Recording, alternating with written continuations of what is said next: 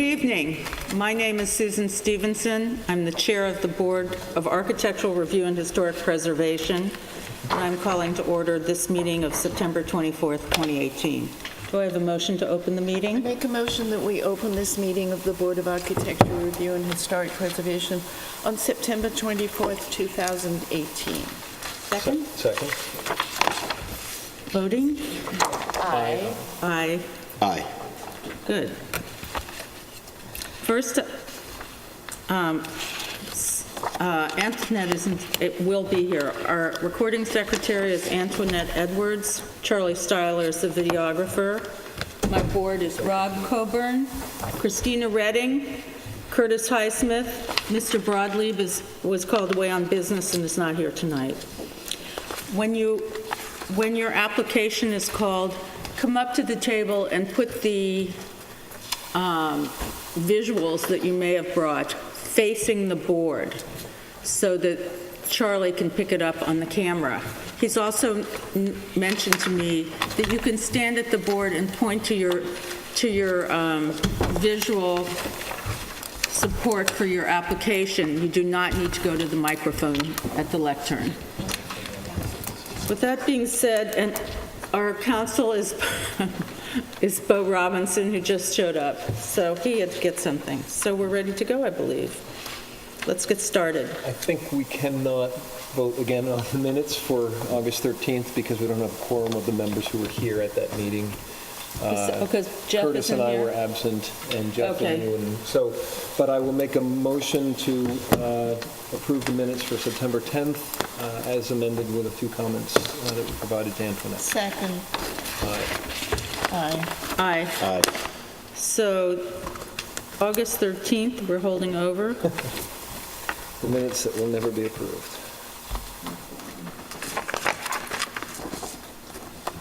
Approved. Next, we have signs. First sign is Hampton Luxury Estates, a contractor sign.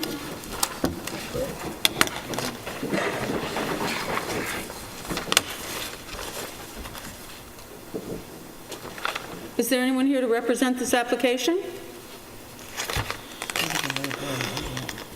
It's a black and white sign. Yeah. Should we just do it? I have no issues. I have no I'm going to objections. hold it up, Charlie. I don't think there's any objection from the board, but we'll ask them individually. Does anyone have an objection? I don't. I don't. No. Motion to approve Hampton Luxury Estates contractor sign. Is there a comment? Oh, is there any public comment? Motion, I make a motion to approve the sign for Hampton Luxury Estates. Second. Aye. Aye. Aye. Aye. The next sign is Star Hampton Realty, a real estate sign. Is there anyone to represent that sign? Please step forward.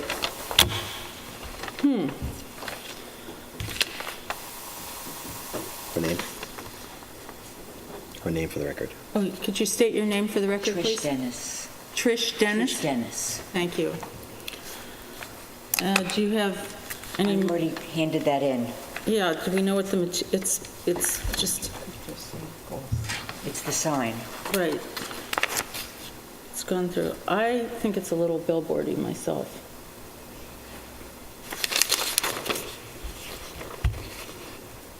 It could be simpler and just say. Are those your corporate colors?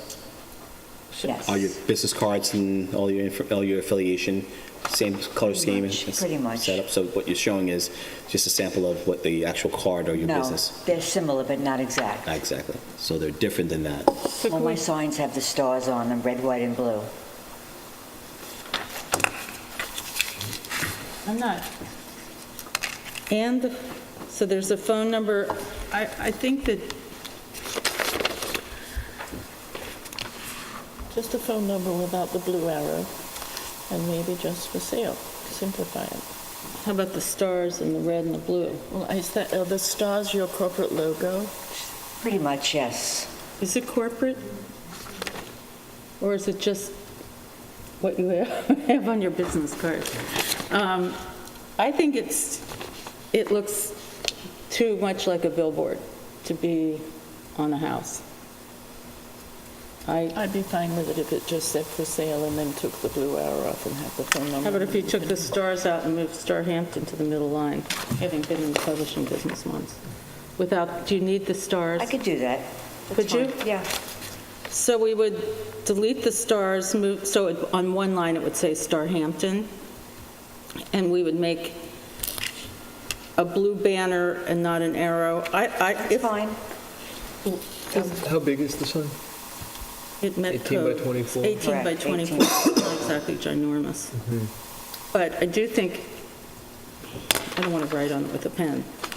If we took,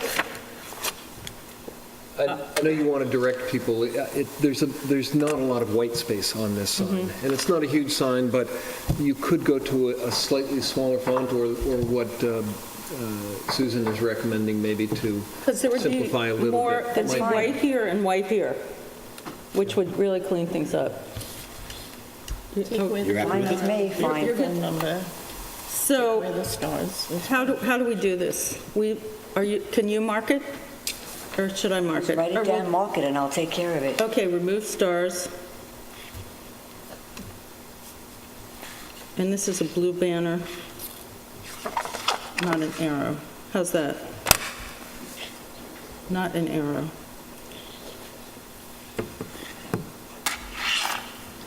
Is there any public comment? Pull that Hamptons up on the, make an arrow so Hamptons goes on the same line where the Oh, stars yeah, are. move up, move type.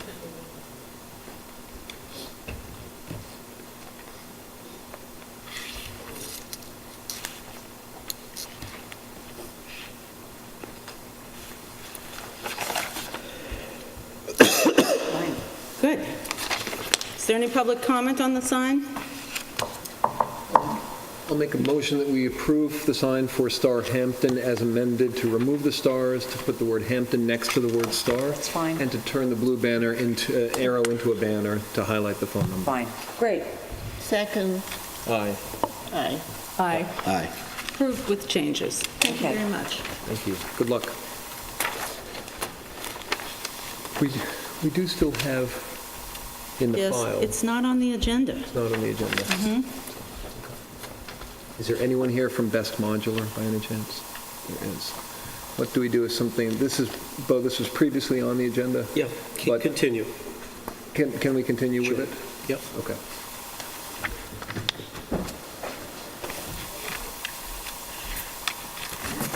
Write it in here. This is the application. I thought we sent them something or called them. What's that? Yeah, Here we go. we'll consider it. She's here. and We're going to hear this one too. We are. She's here. Oh, okay. Yeah. If it's not on the agenda, it's okay? It's all right, it's been previously sign? posted, noticed, and on the Oh, agenda. it's Best Modular you're here for? Oh, my goodness. All right. So I'm showing, I must be, Her name for I'm the the record. Vanna White tonight. Her name for the record. Your name for the record, please? Alyssa Dunkirk. Alyssa Dunkirk. Thank you. And just describe the colors, if you would. It appears to be blue and gold, but are those the right, is that the right? All of our other signs, that's what we use on our colors. It's 18 by 24 inches.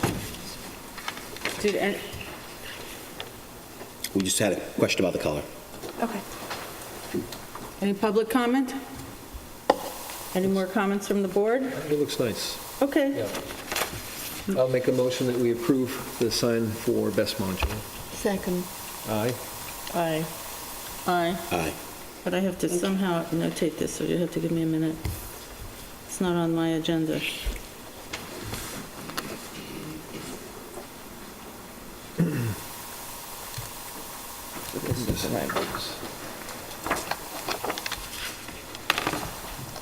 Okay, Rob, here.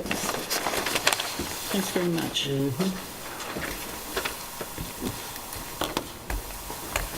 Next, written decisions.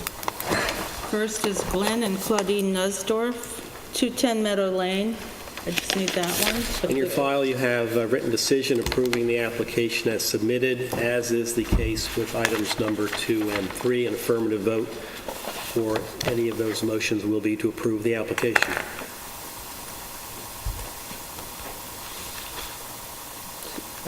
just had one question. There's a question at our last meeting about a form related to this application. Does anyone know whether that was properly, No, I don't know. that needed to be amended regarding visibility, I I think? was in the building department the next day and understood that was being attended to. Whether or not it officially was fulfilled, I'm not sure, but Okay.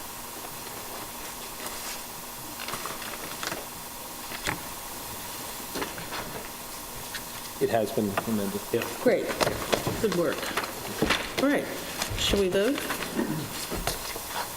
Rob? I'd make a motion that we approve the written decision for Glenn and Claudine Nussdorf at 210 Meadow Lane. Second. Aye. Aye. Aye. Aye. Great. There's the original one that needs to be in the front, Rob. Yep. Thank you. This is, Next is David Novak Revocable Trust, 110 Ox Pasture Road.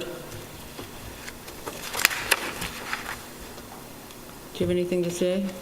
No, other than Okay. what I did, again, the application, the decision approves the application, and affirmative vote will be to so approve it. Have a motion? I'll make a motion that we approve the application of David Novak Revocable Trust at 110 Ox Pasture Road. Second. Aye. Aye. Aye. Aye.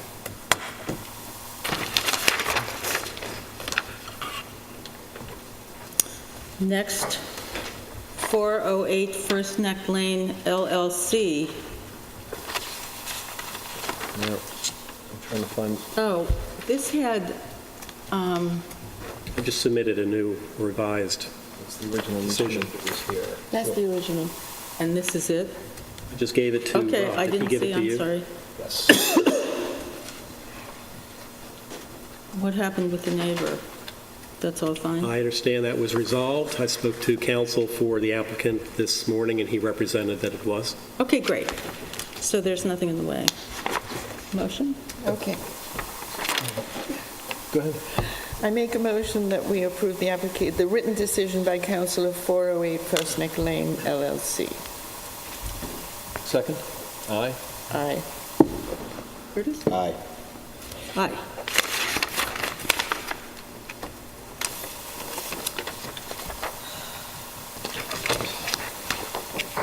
Next is Thomas and Meredith Joyce. And with regard to this, the board approved a resolution last week striking this from the agenda, and because it's in the historic district, we need that in writing. So I have drafted a resolution to that effect, which I think you could just go ahead and approve this evening, what we call de novo. So just let's a moment forget we had a vote last week on it orally. We'll now do that in writing tonight. Okay. I will make a motion that we approve the written decision regarding Thomas and Meredith Joyce at 765 Hill Street. Second. Aye. Aye. Aye. Aye. Thank you, Rob. Wow, no driveway gates, non-historic or historic. That may be a historic moment at the ARB, actually. I'm glad that there aren't any. We can just move ahead. Next is public hearings, non-historic. So do we even mention one that's adjourned or not? Don't need to. Rob, is that a new submission on 58 Roscoe? There's a letter in the file from September 11th from Bennett and Reed on behalf of the applicant. We respectfully request an adjournment on this matter until October 22nd. That's the latest correspondence. So that's the same. Okay. So, You, was that voted on the 11th? I can't remember. yeah, It was. wasn't it? We voted to approve the applicant's request to adjourn. So you don't need to say anything about it, Okay, good, although we did. although we did. Well, Next. this- Yeah, okay. Next is Asim Marcus and Marid Ingillis, 5 Potato Field Court. Is there anyone here for this application?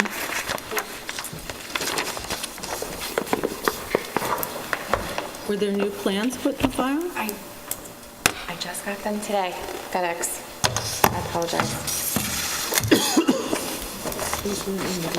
No, that's what I'm saying.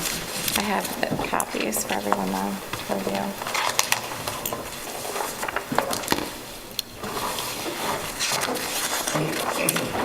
So no one has had any chance to see any of this, is that correct? No, but we did make the changes that you had requested, so if we could entertain them and just take a peek at it, I would appreciate it. Board members, is that okay with you? Yeah, just take a look, see what the changes are. Is that okay with you? Okay to look at it. Yeah, I'm going to skeptical. look at them. I can't vote on them. The public didn't get a chance to see them. And they only provided the smaller copy. It's so just, it's a apologize. process.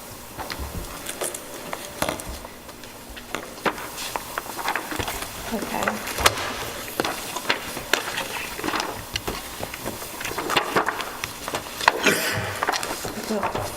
Flip to page A101. Gina Rigdon, DKR Shores, here to represent client. Yes, she does.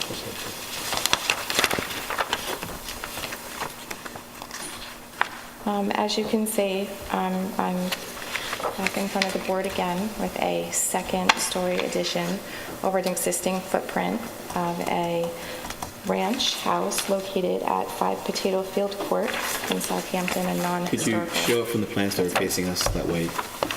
Yeah, from there. So Charlie, if you can just, Okay. The one you're talking about, the ones she has her hands on now. Oh, these are the ones I wrote on. Oh, the ones facing us would be helpful, if you could do it upside down. Because he's shooting it that way. So the plans need to read toward us. So that's correct. Yes. Yes, this is correct. Yep. This one's my copy that I wrote on. The board had requested that we drop the ridge line above the garage, which we did. And if you could, you point to the one that on video? You have the wrong one on the screen, Charlie. Yeah, I'll do both of them. there you go. Thank you.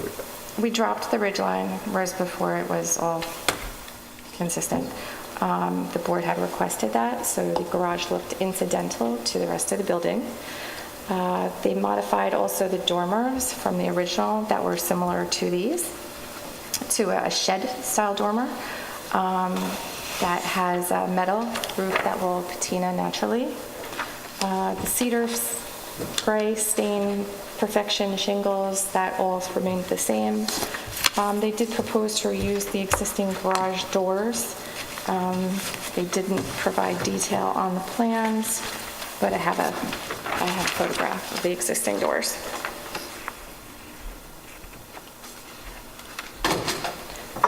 We added more detail to the front entry. They added transom lights to the door and side lights as the board had requested. And that was about most of the changes that were asked for, besides the roof. Before they shoot a rendering. The roof, they decided to go, well, they were respectfully asked to go with a lighter colored shingle. They did price That's the existing one. They did price the wood shingles as you had requested, which was 8 times the price. They prefer not to spend that, but it really is up to the board. But they chose a lighter color.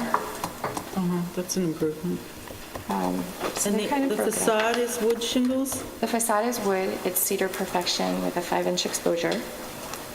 And it'll be stained the Plymouth gray.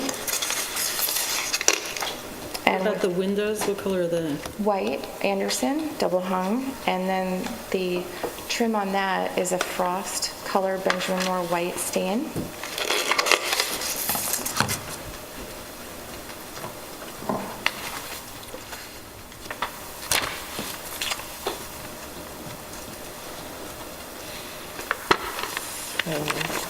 No, I didn't review the file because This is going to be good. So just to be clear, the bubbles that are showing on the plans... Bubbles, yes, are the Let me just ask the changes. question. The bubbles that are on the plans you've just given us... Yes. Are the changes from the previous plans? Correct. Not changes from the existing house? The existing No, house this is is- currently a one-story ranch with a Correct. garage? Okay, Correct. It's just a vinyl, okay. clabbered, boring, ugly wrench. Yeah, so the bubbles, the clouds you'll see are the changes that were made. from the previous plan, Correct. proposed plans to the current proposed plan. Let me flip. This is actually the rear view. This is the rear view of the house. This is the front. Right. Sorry, this is the front. So you see the bubbles on the changes. And then the rear just mimics the changes from the roof line. Nothing else changed in the back. The entire backyard is hedgerow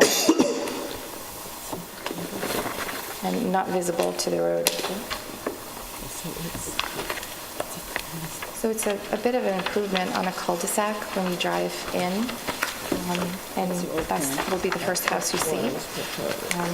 Considerable improvement to what it looks like now, and it fits more in character with the neighborhood.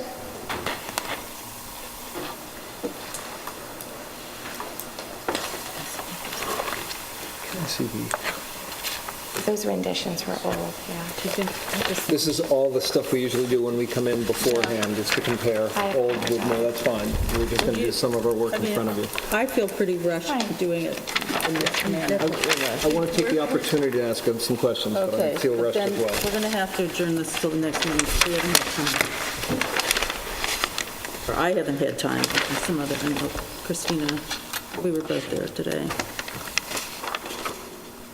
Do you know what, how much has the roof line over the garage been lowered, do you know? I don't have a scale on this, but it looks like roughly, hold on, 29, 1, 3, 1, about 4 feet. 4 feet? We lowered it down to 29, 1 instead of Over the 31, garage? 8. Correct. You'll see that on the right side is the Well, height, the ridge height. I'm looking at the previous submission. The top of the ridge line for the main house was 31 feet 10 inches. Yeah, so And I don't have a height, I guess maybe it's, it's right it's here. about 30 feet, roughly 30 feet. It's, yeah, 29, 1 inch. It's right here. See if you strike this line across, this is the ridge line. Is that that's your current submission? Yes. Okay. So it's 29 and 1 Let me inch. repeat my question if I could. I'm wondering how tall that ridge line was in the previous submission. And I'll tell you why I'm asking, because I appreciate that it's come down. I wasn't at the previous meeting, so I've not had a chance to ask questions on this application. No, but I wasn't The here when original this one? was presented, Original original. one. But I had a concern with that, the height of that ridge line, and to be honest, it's come down, but it doesn't, 2 feet and 6 I'm not sure it's come inches. down 2 feet. So on what I'm looking at, it's 31 feet 8 inches, and then, To the main ridge line. yeah, and then what appears to be the lowered ridge line for the garage is 29 feet 1 inch. Correct. So It's come down about a Yeah. foot, I think. 2 2 feet, feet, 2 feet. that's not very much. I respectfully believe that it has not come down 2 feet. Looking at these plans here, it looked like that was previously at about 30 feet. Because the line that's marked at 31 feet goes, if you follow that on the old plans, goes above it. You don't have the old plans, but that's fine. My reactions to it, and I'll give just quick reactions, are that that roof line is still, I'm not sure why it needs to be as tall as it still is, and it looks funny, it still looks funny. And that partly is also because the garage isn't set back much, it's set back a few feet from the main facade of the house. So to me, it still reads as, I watched the videotape, Right. it still reads as a A fairly big, big, long And hunk. also, they've added these windows. well, put shed dormers over the windows. over the garage. I appreciate the direction it's going. I did watch the videotape, and I've seen the minutes from the meeting. Do you feel that over the main part of the residence, you think the roof line could lower a little bit more? It's really differential between, as I looked at the plan, there's not a third floor above the garage, correct? An attic No. space? No. I don't need to know what's going on in there, but I'm just, if there were a necessity that required the height in there to be even in where it is now, 29 feet 1, I'd certainly consider it. But without knowing a necessity, just visually looking at this elevation, it's not a huge difference, with all due respect, between the main ridge line and the garage ridge line. So it still feels to me like this looms. And I'm not sure I want to say more. I think I would like to spend more time. Right. Rob, I think the majority of your issue is that the main house is already top-heavy to begin with. So any reduction in the garage doesn't minimize it, it just minimizes, which is already a very large roof line. I'm measuring it just, as my generic measurement, and it's as much, maybe a little bit less than the actual main facade itself. So we're talking about just from bridge to top of the, about 29 feet. Right, and it's a hip roof, so. And then it's a hip roof, so very it's just, exposed. on top of that, it's a gradual. The main house is just top-heavy to begin with, so any reduction over the garage is not going to make any difference. So Well, I think we begin at the fact that the main house, as being top-heavy, needs to be minimized before we start talking about the reduction in the roof of the garage. It's a fairly steep angle on all the roofs, which makes all the roofs tall. 45-degree angle is... Is there a reason why there's such a larger? I think they were trying to maximize their space, obviously, for an addition and their headroom. That's it. Well, because we are a visual board, exteriorly, we're looking at this and we're seeing that having such a top-heavy facade, it kind of hinders our ability to look at this any way other than what's being presented for us. And what I'm seeing right now is a mass amount of shingle roof and not a lot of home. I think in terms of the scale between the two. What would you prefer to see? Reduction in the roof. It's just extremely top-heavy for me. So pitch it a little sharper Or bring it down. I'll bring it down. or bring it down? Bring it down. A lot of roof pitches for houses like this would be 9 by 12 or 10 by Right. 12, not 12 by 12. Yeah, on this the is, rise. So okay. And I thought Rob had a good point that leaving the main part aside, if we could delineate the garage part and make that subservient, is that what you think, Rob? And set back so that you're not presenting an enormous, at this point, you're presenting an enormous facade with the top-heavy house, which is unfortunate. So I realize you're trying to maximize the space, but it just doesn't work. It's too much everything. I also find the shed dormers that you added to over the garage to be busy and strange. Okay. I liked it better, You liked it better coming up. with the- Well, it goes, the shingle, the wood shingles go into the asphalt shingles. Is that what's happening here, or is that? That's a metal roof that's over the Yes, shed my dormer? most in favorite, but I was willing to overlook it until you brought it up. But just the shape of this, The shape of the dormer roof. we had windows, where's that other? Where's the original? there's an original set. Well, wait, she had a picture. I have this one. The picture? No, of this thing. So on here, this was still busy, these cut-ups. I don't know. It's not working for me. Here, take this back. It's disparate elements. I don't even understand. You have to rework the roof, and I think you do. I agree with, somehow our original problem was that the roof was the whole thing was hulking. Right. And the roof was too massive. And I think that we still have that problem. One thing would be to bring it down some, and the second would be to make what I'm calling the wing, that has the garage stepped back a few feet more so that the whole thing doesn't present as a giant fortress at the end of this cul-de-sac. Okay. Any other suggestions by the board? Well, we really just, you know what, we haven't had time, it's just Sizing. putting pressure on us and making our meeting long when we really just, it's not the way we work. Is I that correct, apologize. Board? So I think I'm going to ask for public comment, but we need time to look at this, and maybe we should I mean, what do you want us to do? How We're not long would happy with you- what you presented even at a How long would glance. you like to review it before the next meeting? I need to give the Well, architect a date. you're supposed to have it in the file the week before. The public, also the neighbors, the whole point of this is that it's a public process, that they get a chance to look at it. The board hasn't had a chance to look at it, and the neighbors haven't had a chance to look at it. So, by the way, our next meeting is a month from now, so you do have more time to prepare. Do we think, we should ask for public comment, do we think we would want to pick up considering these plans, or should we? Maybe we should wait. Are you willing to make some changes? I think we're going to have to make some Okay, changes, so and I'll get it into you as soon as possible. is there any public comment on this plan? None. So are you asking us to adjourn to our next meeting Yes, ma'am. so you can prepare? And that's October 22nd, I believe. 22nd.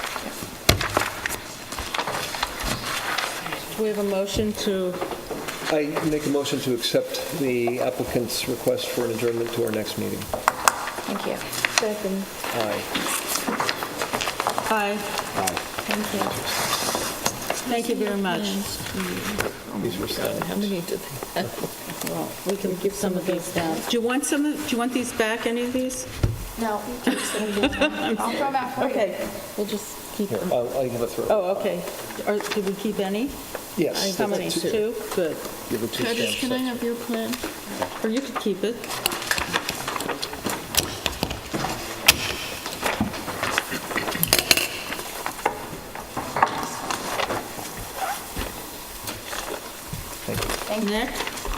Next is Mildred Boutno Family Trust, 29 Ann's Lane, amend a prior ARB approval and brick facade and chimney change window. Good evening. Hi. Jose Jimenez for Sahaja Engineering.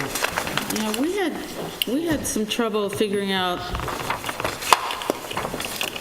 what was being amended in the plans that you submitted. Okay. And in,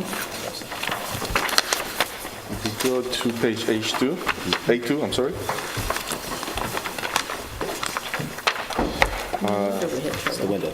Yeah, the drawing at the top was the window, the top window was previously approved, and we want to go with a smaller casement window, awning window, I'm sorry,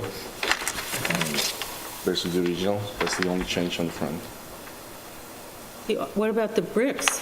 Well, the bricks is the back. We'll get to Oh, that. I'm sorry. Yeah, that's all Okay. right. I have a thing about the bricks, I'm onto it. What's this? So this, okay, next. Okay, so if you go to A3, it's basically the room behind the garage, which is setback, foot and a half or so. It's a, first floor is a den, second floor is a sitting room, and we want to use, instead of the shingles, we want to use white brick. Didn't we go over this before, and it was approved without the white brick? It was, we had the brick on the garage as well, and then we eliminated that because nobody liked it. And now There we're, was still, I don't have a picture of what we did approve on, where is the previously approved? On the back. Did someone get that out?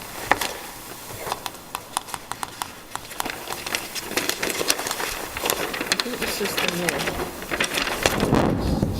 This is the No, we new. don't have, do you have the pre? I don't have with me, it's basically the same room, except that we didn't have any brick. That's It was right. just shingles. It was all Correct. shingles. We had the original submission which showed brick, the whole garage was brick. So we got rid of that. Look, just, could we, I'm sorry, I'm having trouble. My remembrance, because I don't have the previous, it would have been nice to have a copy of what was approved, since you're amending an approved plan, I might have. was that we didn't like the brick, and then you agreed not to have any brick. Correct. Is that correct? And That's now you're correct. bringing the No, brick but back? That was the whole front of the garage, which is, I mean, right on the street. The back addition is recessed back. You don't really see it much from the street, and it's going to be white. Just like the shingles are going to be painted white. Shingles, this is brick. No, the rest of the house is shingle. Yes, and I it's white. understand that, but you're asking to change this to brick now. No, change the back on. Change the whole back house. to brick. Yes, not shingles. I understand completely.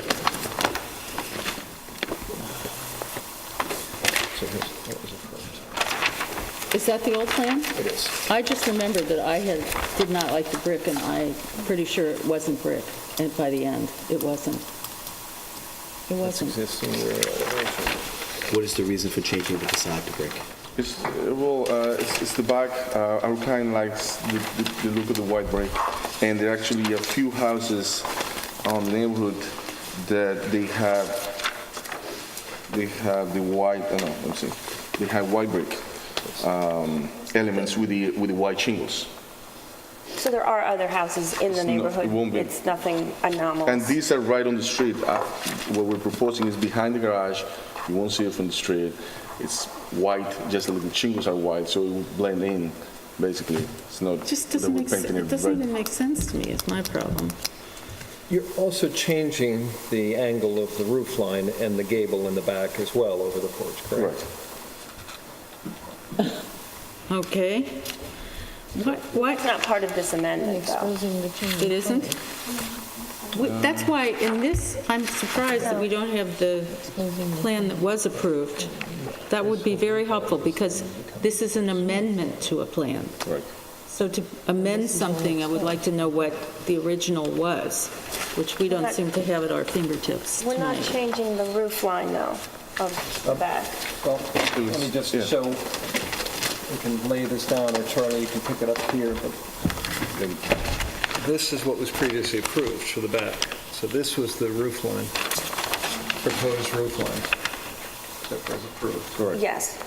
Well, that's now changing so that it is a foot or two or so Lower? lower than, Correct, Yes. than the Yes. main gable. Yeah. Yes. can you get that, Charlie? He's getting it, good job.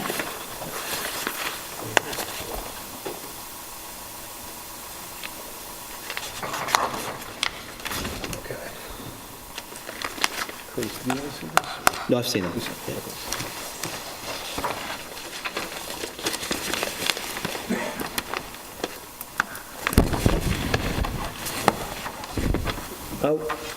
I'll comment that, first of all, I think the change of the window in front is a good one. I like that detail, and it gives a little more differentiation and interest, in my opinion. And I think it makes sense to make that roof line in the back Match the match the angle of the existing roof line. As far as the brick, if it's painted white and maintained white, I don't have a huge problem with it.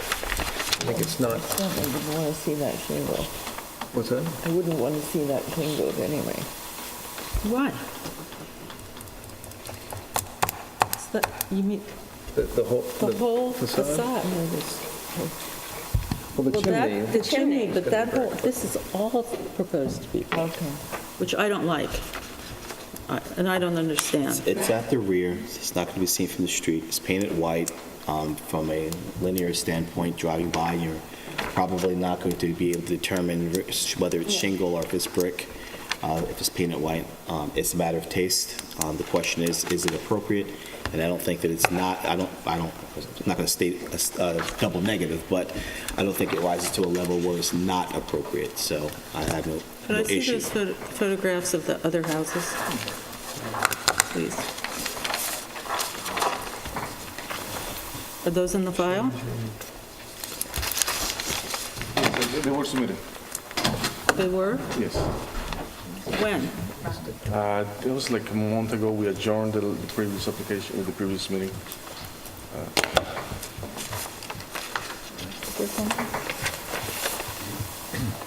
Are you also changing these doors? It looks like a slightly different door to what was previously approved. It's a slightly different molding pattern, that's all.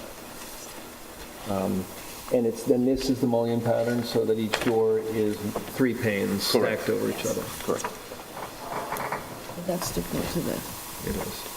What, the It's new, windows? different windows on that back wall. Instead of the French doors that were there, there are now windows on each side of the, I don't know, Charlie, if you can pick this up so people can see. The previous approval had French doors here, and these are also French doors. The ones in the middle operate a slightly different mullion pattern. They were 2x4 lights, and now they're 1x3. So individual, each door is stacked 3 lights, 3 windows.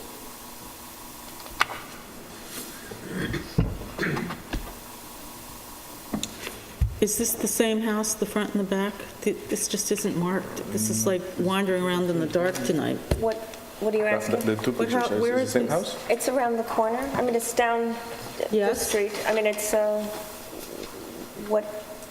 two pictures, are they of the same house? Yes. No, they're two different houses. They're two separate houses. One is across the street and one is down maybe 3 or 4 houses away. Okay. Be nice if they were marked, please, next time.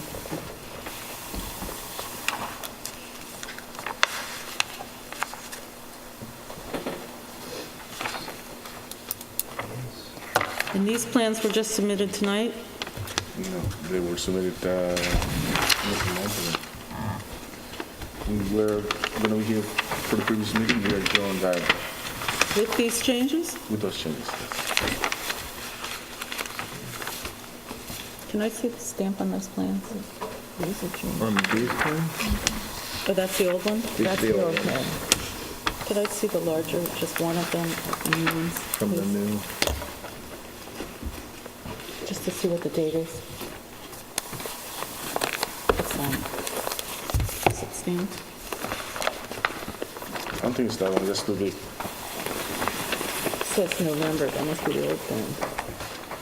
July 16th. No, that's a different set of drawings. This isn't the right one either? July 16th. He's saying that's not right. Are there big plans of this? Yes. Does any- I don't, Hope just had them over there. I don't have them currently. I looked at something earlier and put it back, but these are the previously approved plans. Yes, correct. But we submitted these drawings that you have in front of you. We submitted them. Yeah, I did see Over a these month. drawings earlier. Did you check both of these? This is, They weren't there's one that was July, oh, the stamp That's should be July. July. Yeah, so this is it. July? Yeah. Yeah. Okay. Here, this is the large, you want to see the larger format? Just or wanted July to see the 10th, date. July 11th. Just wonder why. I just showed you July. Right, it just seemed like too long. It's now, at the July end of 10th. September, just wondering. Okay, Oh, so that was, oh, it's not the new plan. Where's the brick? Keep going. Wait, these are not your plans.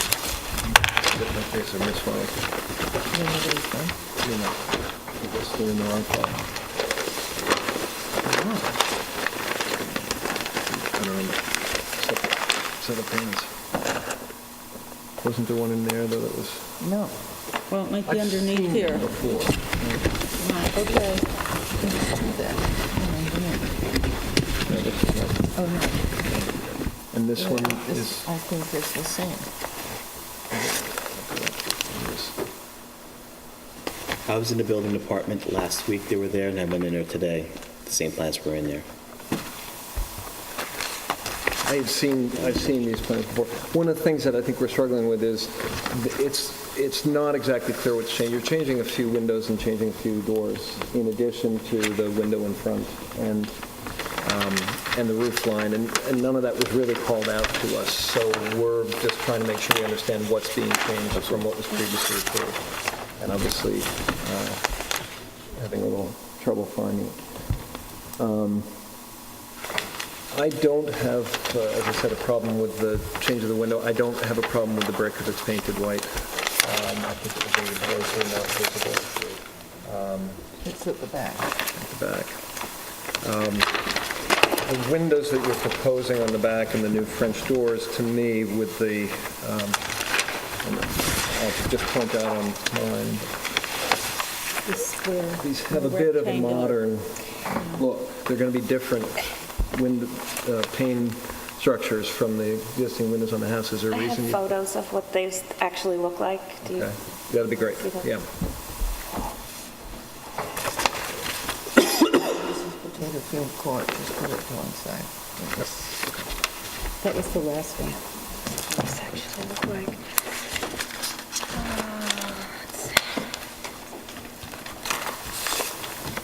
Were these windows, is this big dormer, or is that what that looked like on the old plan? Do you have the old plan now?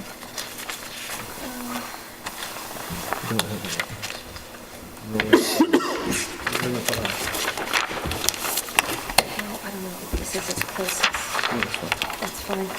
Except ours are solid on the bottom. That's as close as There's, a photo that I have. so they are contemporary looking. Not really a There. traditional ranch. But they have traditional in the rest of it. So now you have what appears to me to be sort of a segment of the house that's made out of brick and has windows that don't have anything to do with the rest of the house. That would be basically the dining room only. And on the side, all of a sudden. Those are French doors. Those are Yes. French doors. Yes, They're- those are Yeah, French But then doors. there's, on the, And those were previously approved. That's not this. You said you had photos of the actual windows, the small windows here. Oh, no, this one, well, it's... They're all the same. They all look So the you're saying that same. they're all in the same They all look- style? Yes, they all look The French exactly doors the are just same. larger, it's just in the same style. Correct. right. Yes. So what,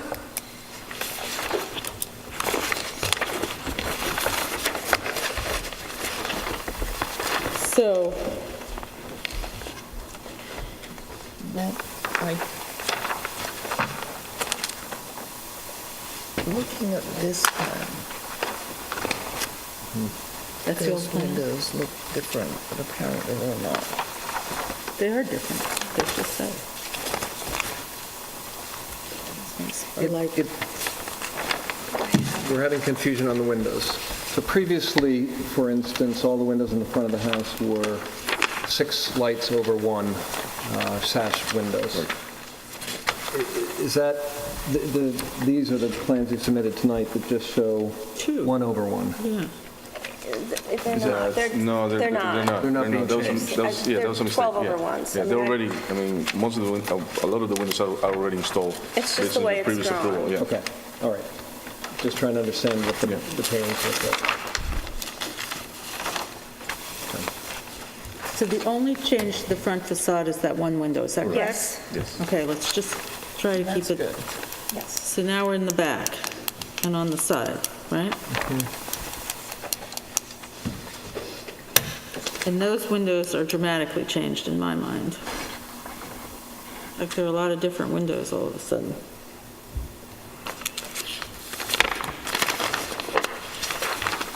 I don't know, they were all previously approved as, The photo was approved, yeah. everything was. I mean, I don't know, we haven't really changed the configuration of those Are windows. these windows the same? These are changed, right? These are no longer doors, they're windows. Correct, they are And windows, but they're, These doors have changed. uh, Yeah. Well, the rendering here shows Oh, I 2 by see. 4 This time, Okay. yeah. instead of 1 by 3. All So right. that's a different look. It goes from traditional to more Okay. transitional and modern. okay. And it's not spelled out on the building permit. Right. It's the same, It's the same? yeah, Okay, it's the same, thing. got it. This thing, elevations.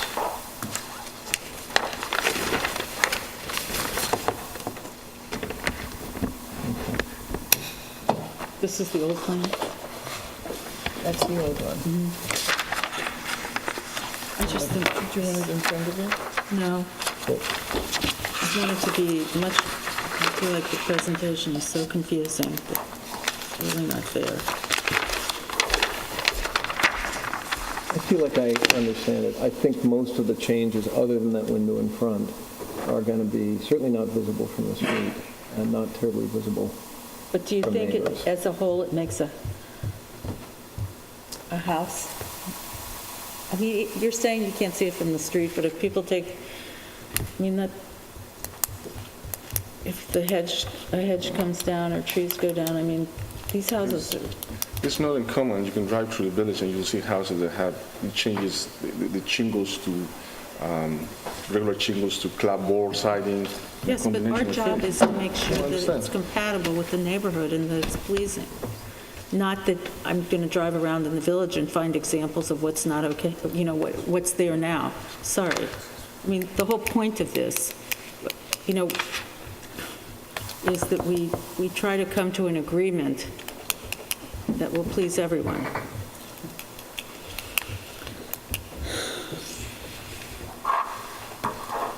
Curtis, you're good with it? I think it goes back to compatibility, and whether it rises to the level where it's, does it rise to a level where it's not compatible or non-compliant for the community? And I don't think it rises to that level. It's a French door. It brings a little more of a contemporary look to it. I actually think it brings more to I don't ever want to say anyone's house is ugly, because that's not what we do. But it brings some charm into an envelope which really needed something more, because it's such a linear home. There's very little you can do with it. So I have no issue with it. It's at the rear. No one's going to really see it. But even if they were to see it, I don't think it rises to the level where it's not compatible. Rob, does anyone feel they need more time to look at this stuff? I don't. I generally agree with Okay. with Curtis. Yeah. I had a concern about the French doors and the connectors between the garage and the main house. They are different. They feel a little more contemporary with no lintels and mullions to them. But it is also sort of a breezeway transitional space Right. in the house. And I don't think it looks too modern. Curtis said it well, a little charm or interest. I'm generally okay. Is there any public comment? Are you finished with your presentation? Is there any public commentary on this application?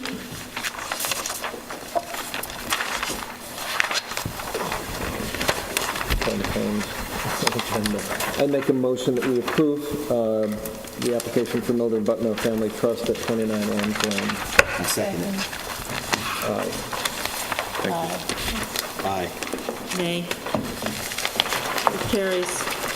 Approved. Thank you. Thanks. In future, can we have less confusing presentation, please, sir? This is an Thank you. extra set. No, Next, 270 Toilsome Lane LLC, 270 Toilsome Lane. Construct a two-story, single-family dwelling with attached garage and accessory pool house. progress on the Uh-oh. plans here. Is there anyone here to represent this?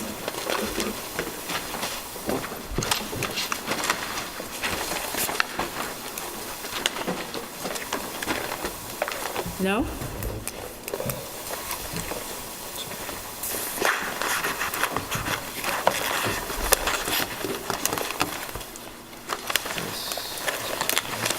No one here for 270 Toilsome? Okay, I guess we have to move on. Should adjourn it. Next one. Should adjourn it. I have a question, though. Didn't we basically reviewed this in full last time. The only change, I believe, Was the sky plane. was to shift the footprint 2 Well- feet or 3 feet in one direction in order to better accommodate the sky plane. Well, but still, that's kind of a big issue, that it wasn't properly situated. But I don't think we had issues with the architecture. I mean, it was discussed. I think there were some things that not everyone was pleased with, but it's fine. If we want to adjourn it, we can adjourn it. I prefer to adjourn it and have the architect explain. Your discretion. Yes. Okay. So it's a motion to adjourn without I prejudice. make a motion that we adjourn the application. The absence of a 270 representative Toilsome of Lane. the applicant. LLC. Motion by the board to adjourn for all purposes. For all purposes? Can't we just do it till the next meeting? To the next meeting. Oh, okay. Did you say that? I'm adding, in the absence of the applicant. I second the motion. And I vote aye. Aye. Aye. Great. Next, Catherine Davis, 127 Moses Lane, construct a one-story addition to existing dwelling and accessory pool house. Good evening. State your name for the record, sir. Christopher Ang, representative for the owner. This was presented to the board at the last ARB meeting. Yeah. And the board had asked for a window on the side of the house, and I added the window where the board had asked for it. It's in the front. Are we on page A03? A03, and drawing the side elevation 2 at A03, the top one. And there was no window on this wall, and I added Yeah, the window. looks much better. And that window, it doesn't look like it exactly matches, but similar in configuration to the window on the front? I only used the middle panel, so it's a fixed I see. picture window. I actually like how that looks. And no other changes? I don't think the board had any other concerns. I just want to make sure you didn't make any others. All right. After our previous experience. No. All the finishes stayed the same. Okay. Is there any public comment on this application? 127 Moses Lane? So, I'll say I appreciate the responsiveness. I think this is Yeah, nice. good job. Thank you. I'll make a motion that we approve the application for Catherine Davis at 127 Moses Lane. And the client agreed as well. Good. Second. Aye? Aye. Aye. Aye. Thank you. We don't need all of these sets, so I'll take anything that whatever you wasn't don't want back. stamped, we can give you. So you don't have to print them again. There should be 2 stamp sets.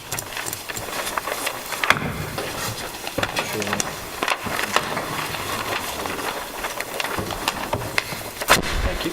Oh, one of those, I'm sorry, I need the bottom one back. Thank you. Good work, Rob. All those papers. See you. Next is Greg Young and Carol Cutler, 83 Lewis Street. Construct one-story addition and enclosed screen porch and deck expansion. State your name, please, for the record. My name is Arthur Fraser. I'm the architect for the applicant.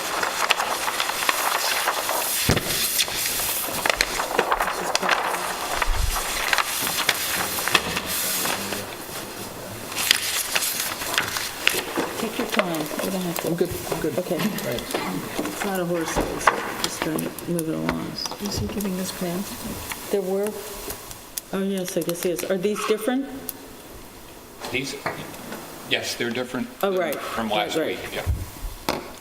Last meeting. But they're not different from the ones in the file that you put in No, last week? These were submitted middle of last week or so initially. Monday or Tuesday of last week, yeah. Wednesday or Thursday? No, it was Tuesday. I'm 90% sure it was Tuesday. Doesn't matter.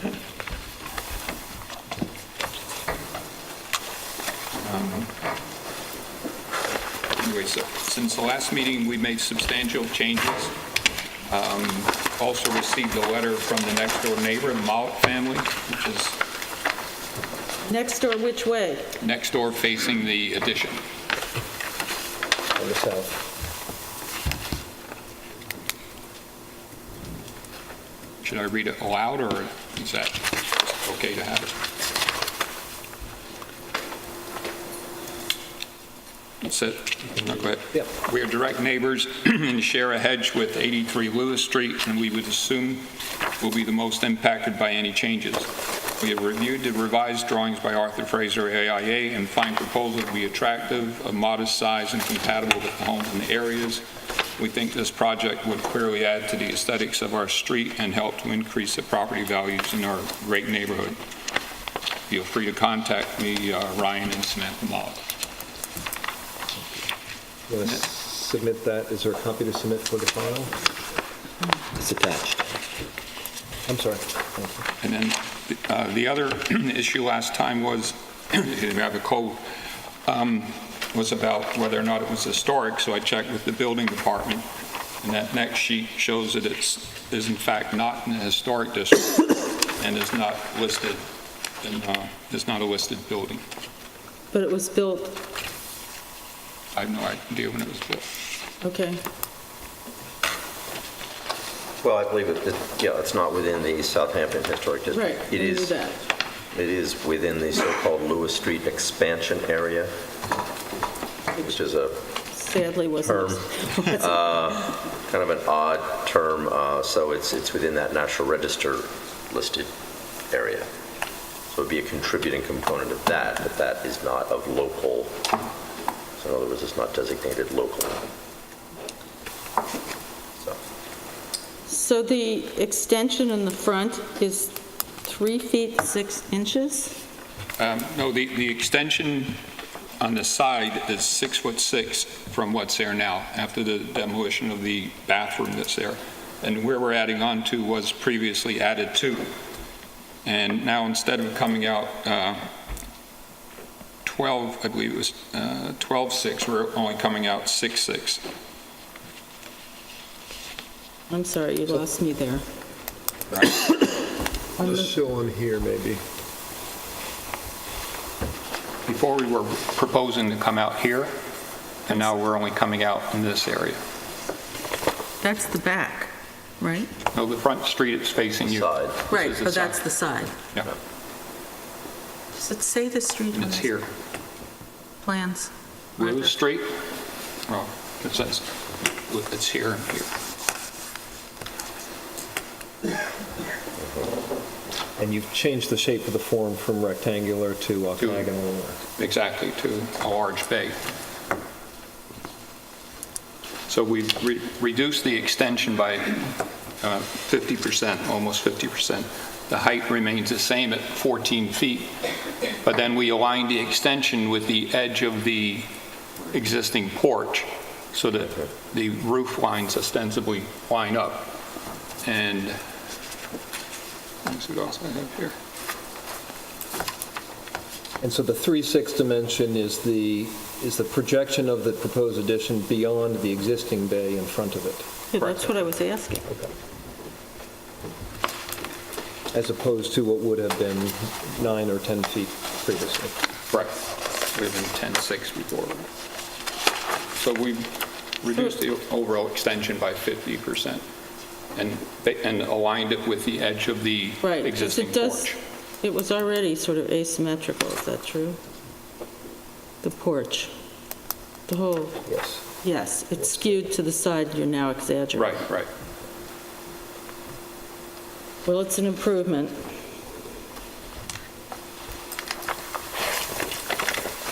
Modest extension. It's much better. Much better, it's in keeping. But I had,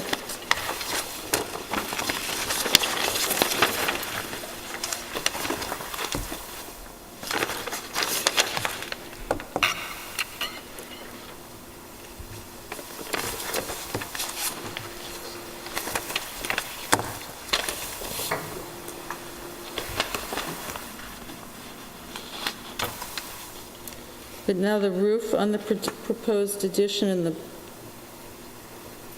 back? What's this? The roof is, it's always been 14 feet high. Right, so I understand in the front, you're just extending out the Right. roof of the porch that already extended out a little bit, right? No, that porch roof line, it ends here. I'm just saying visually, it aligns with that. I'm not saying, I'm not extending the whole porch all the way down here. I'm not sure what your question is. The new roof just goes over the extension, Right, but it aligns with the current porch. The porch isn't changing either in dimension or in roof coverage Yeah, over the porch. porch doesn't change.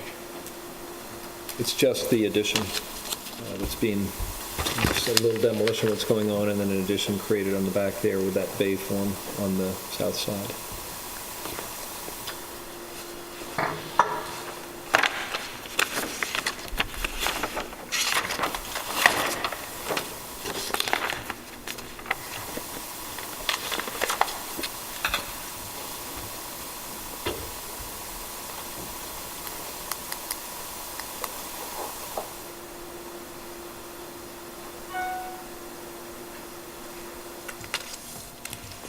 Any board members, do you have it?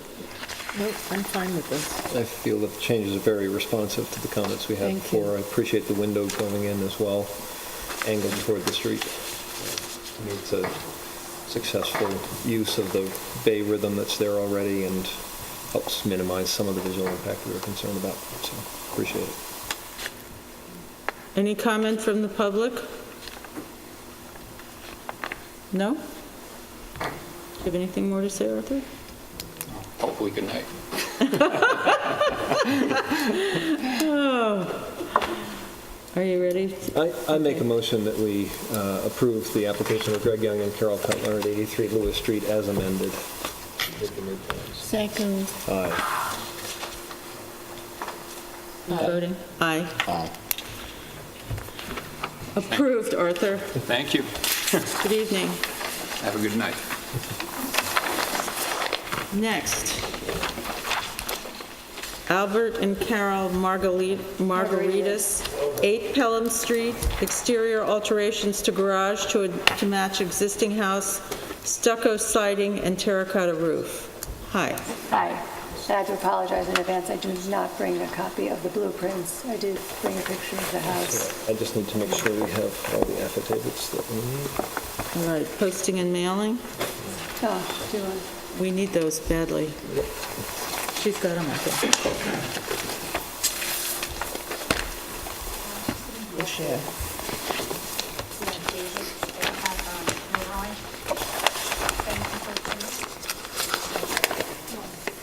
We need the... Half by 11. We don't have the posting. Looks something like this, but it would be an affidavit of mailing and an affidavit of posting. It just certifies that you have made the mailing and have posted the sign. I thought this was the proof of the return. And we have no jurisdiction, is that correct? Can't actually even consider it. We can't do this Wow. All right. But unless those go in the file, don't they? she has the return receipt from certified mail, but she doesn't have an affidavit of mailing. We need the affidavit. Is there an affidavit of posting? Yeah. Is there? No, not in the neither. file. Okay. We just have the disclosure. Neither affidavit. Okay, so we don't have any jurisdiction. I walk by there, I have seen the posting, but that is What's the affidavit I don't remember doing that last time. Okay. These are the forms that the building department has that are certifications that need to be notarized then, saying you did make the mailing and you did place the poster. We have it. It's in the file with the building permit, with the plans. It's what I get at the building department, and they stamp it. They stamp it and then you have to... And then we go do it. And you have It's to in have our it file. notarized. Well, they don't, but that Do you- doesn't where- count. They can notarize it It's downstairs. at home? Yeah, I think it's at the house. Can I see it? Has it been notarized? Yes. It looks Well, something would you like like this. it- I'm not sure. Two forms. Where's your Is that house? from the most Do you recent?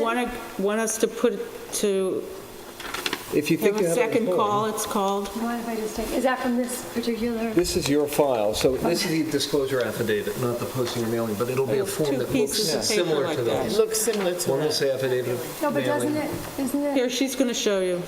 But this is, That's a different affidavit. Oh, it's from another time. no, it's from Oh, this it's time. There are three different All right, affidavits. I don't believe that I did it. All right, I'll go on the board. Clearly I'll go next. posted. It's not till October 22nd, but we'll see then. Okay? Okay? If I go home and find it, I'll just come back. It's I right around don't the corner. believe Put it on second call. Oh, we're going to put it on second call. If you, it's two pieces of paper, right? Yeah, it's in the Two. file with the blueprint. Okay, We'll hold your side. we'll hold your side. So now what do I say? Nothing. Nothing. Great. On to the next one. Now we have Joseph Amadia, 97 Meeting House Lane, construct a two-story addition to main dwelling and accessory garage. Good evening, board members. CMX Sami, architect, representing as an agent for Mr. Amadira. I will submit to the file affidavit of posting and mailing. Thank you. This is Lewis Street.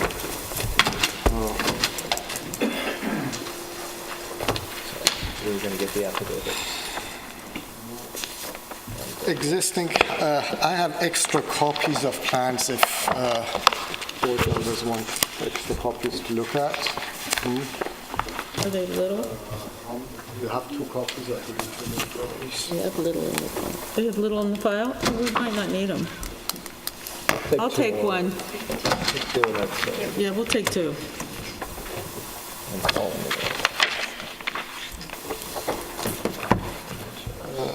The building is located in a non-historic zone on Meeting House Lane, 97. It's a two-story building. Asymmetrical facade both on the street side, on the north facade, and on the south facing Meeting House Lane. The end gambrel on the east side runs Art, north. could you put some plans down for the public, for Charlie to see? And go to the...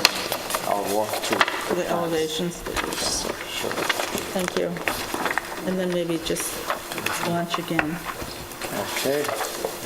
Just a second.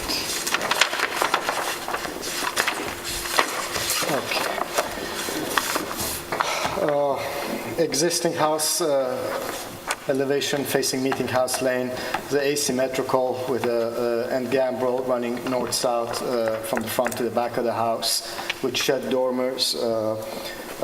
Below it is the facade on the north side. This building has 3 certificates of occupancies, 1 apartment on the ground floor and 2 apartments on the second floor. No kidding. And actually there's an accessory structure with another CFO in the back of the lot, so there's 4 CFOs on this little lot. When did that all get going? This was The from the 60s? 70s, Oh, the 70s. early 60s, Okay, just 70s. checking. So That's over. exception in the village, but to this date it is rented out as such. The owners occupy the first floor of the main building. The rest of them are rented out to a couple of them to staff from the hospital, and I don't know, the third one in the back. The owners have retired and they want to make more use of this building out in Southampton, so they're planning to expand the building to the rear, basically the same width of the house extended northwards. The following page is the elevations of what we're proposing, basically extending the same end gable and replicating it as a double gable towards the north.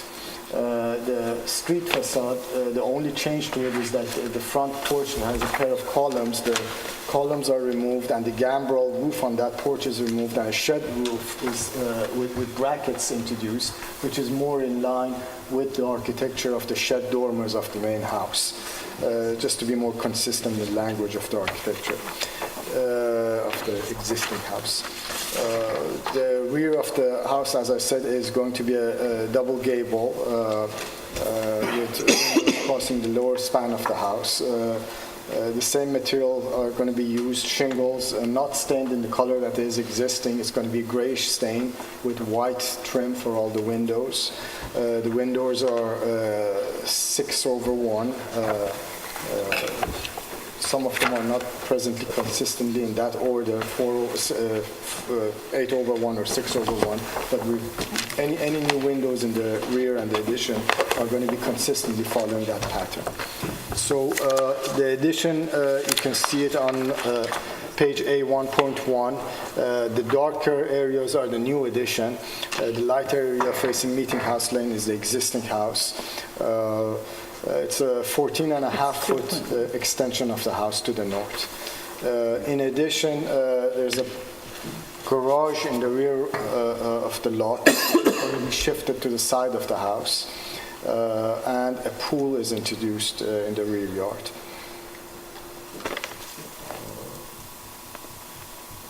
Wow, quite a setup you're putting in here.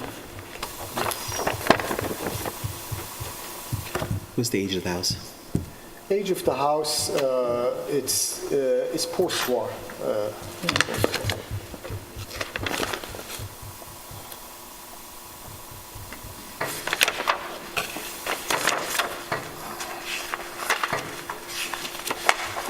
All the roof lines and ridge lines are pretty much following what's the existing houses, roof heights and angles and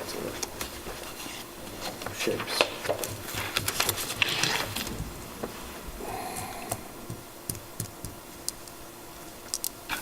We are also carrying the shutters to the back of the house. Nice of you. I don't have a problem with this. I think it's basically in the back. It makes the house much bigger, but it's a weird, long lot. It's a long lot, very long lot. It's about a 30% expansion of the existing footprint of the house. So, a few questions. There's sconces being added at the front and rear doors? Sconces are being added at the front and rear. Do you have a detail or a tear sheet on that? Do we know what it looks like? But I'll be more than glad to, if there are any concerns, Tell us it's not to let us too know. bright. It will be mostly, most probably, 25 watts? oh yes. They're basically more decorative rather than actually. And you described the shingles are going to be stained gray. Correct. The exposure on those is, they're Cedar Perfection shingles? Cedar Perfection shingles, stained platinum gray. It's marked paper with white, the one with the X on it, with the white trim for all the windows and shutters. And the roof is going to be carrying the same asphalt shingle that we have right now. And what is the exposure on the shingles? 5 inch, 5.5 inch? 5.5 inch. On the rear of the house, on the proposed north elevation, I'm having a little trouble understanding this, what I call the hourglass figure. Is that are those trim boards that come in sort of in the... The hourglass, okay.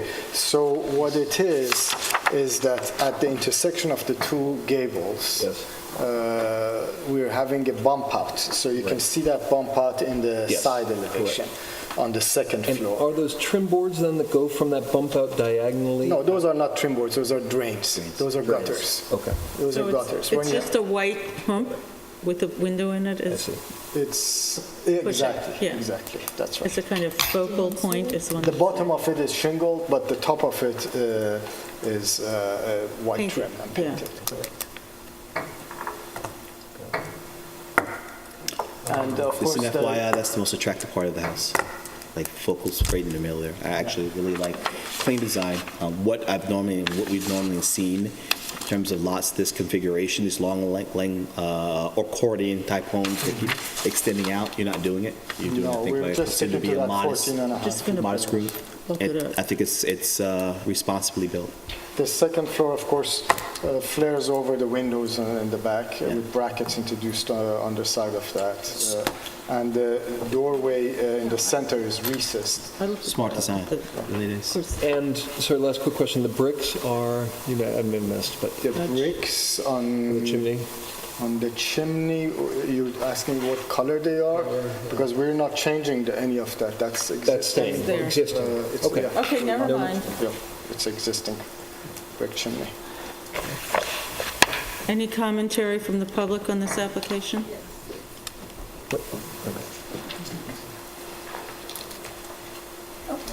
Thank you. State your name for the record, please.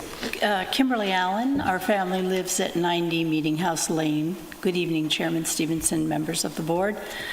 This may be out of the jurisdiction of this board, but we were curious as to the interplay of the garage and the house, because the residents that currently live there park in front of all the houses across the street. So we've observed that you can't opine on that. Because I didn't see anything. That's a zoning issue, parking. So there's no changes to the garage in the plans? They're proposing a garage. Okay. I don't think, was there a garage? There was a garage. Yes. There was a garage that is immediately in the back of the lot, and we're pretty much the same size garage, a two-bay garage, but not centered on the lot, to the side of the lot. And in front of that garage on the side plan, you can see there is a parking Area? That can accommodate more than 3 cars in addition to the two-car garage parking. So actually, we're expanding the parking on the premises. It's just, it's the building. Right, it's not in your It's jurisdiction. the building department's purview to make sure that, when you- And code enforcement, if you think there's something Thank you. that's...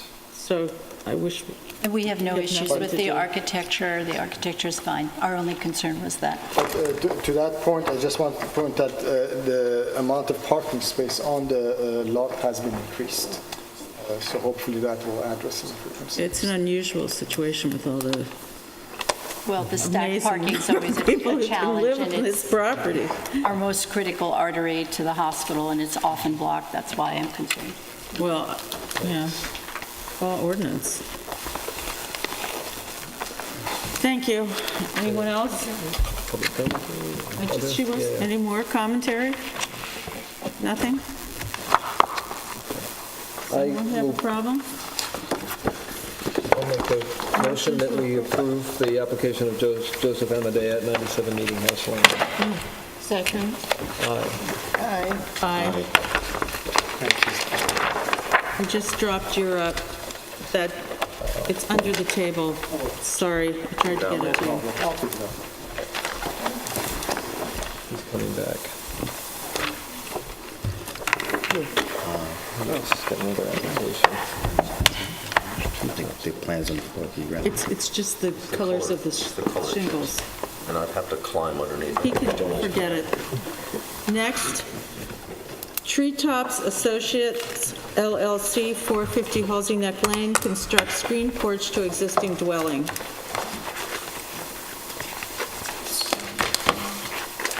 Is this a new application? Yes. Do you have affidavits of Yes. posting and mailing? Thank you. I just couldn't remember, these ones start to look like. There are 5 site plans. 5 smaller. He's got smaller ones. Well, maybe not. These are site plans. And those are the architecture.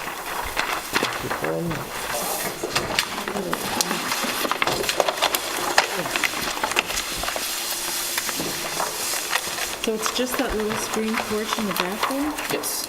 Okay, that's what I thought. My name is Drew Craven from Galton Architecture. So yeah, the first page you'll see the existing house. Second page is neighbors.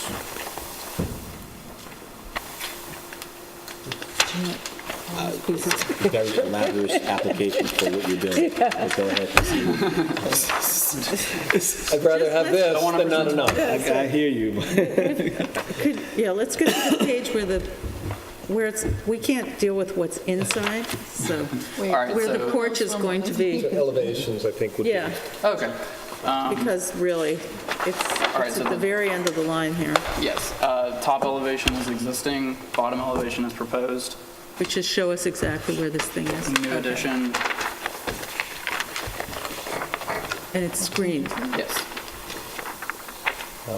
And can you go on top of, what is on top there? Really? It's a balustrade. It's Can anyone, where's There's no the, doors to it. no. you can't get up there? It's just decorative? Yes. Okay, good. Even if it was accessible, you wouldn't be able to see anything. It's dead center. There's no line of sight. Right, to well, I anything, was so- just, going through the routine.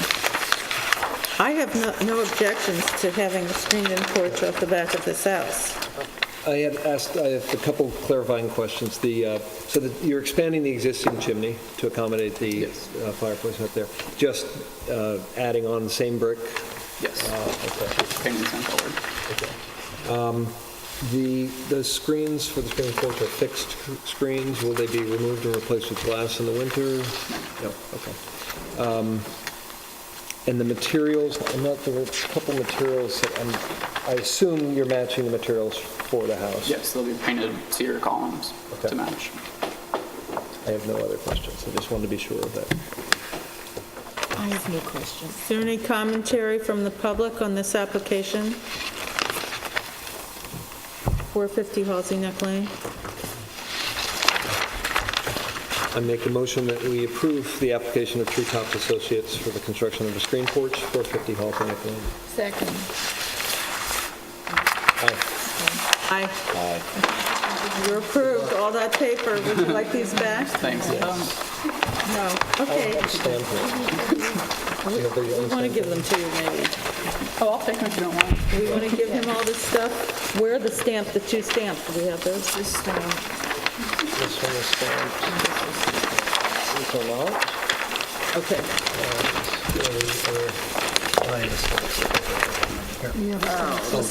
Okay, Rob, thank you.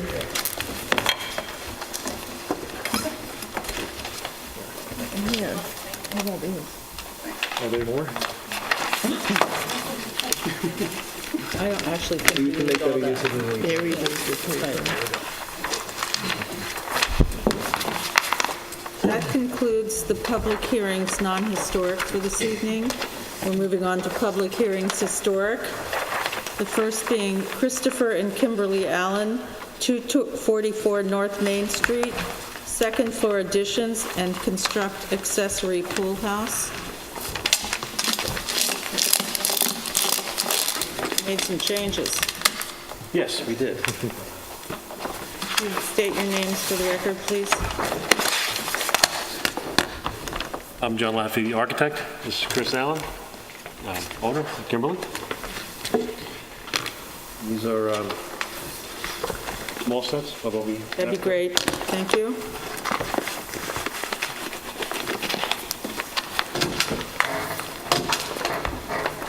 Thanks. Thank you.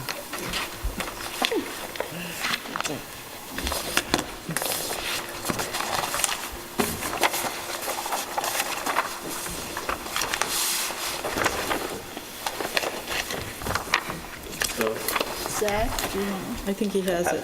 Thank you.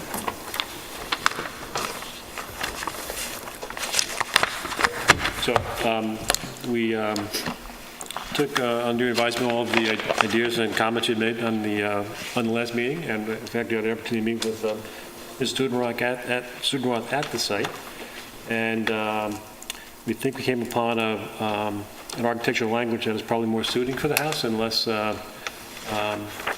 I guess, showy or more consistent with the architecture that the house has there. What we, I don't know, speaking Oh, I have two sets, no wonder.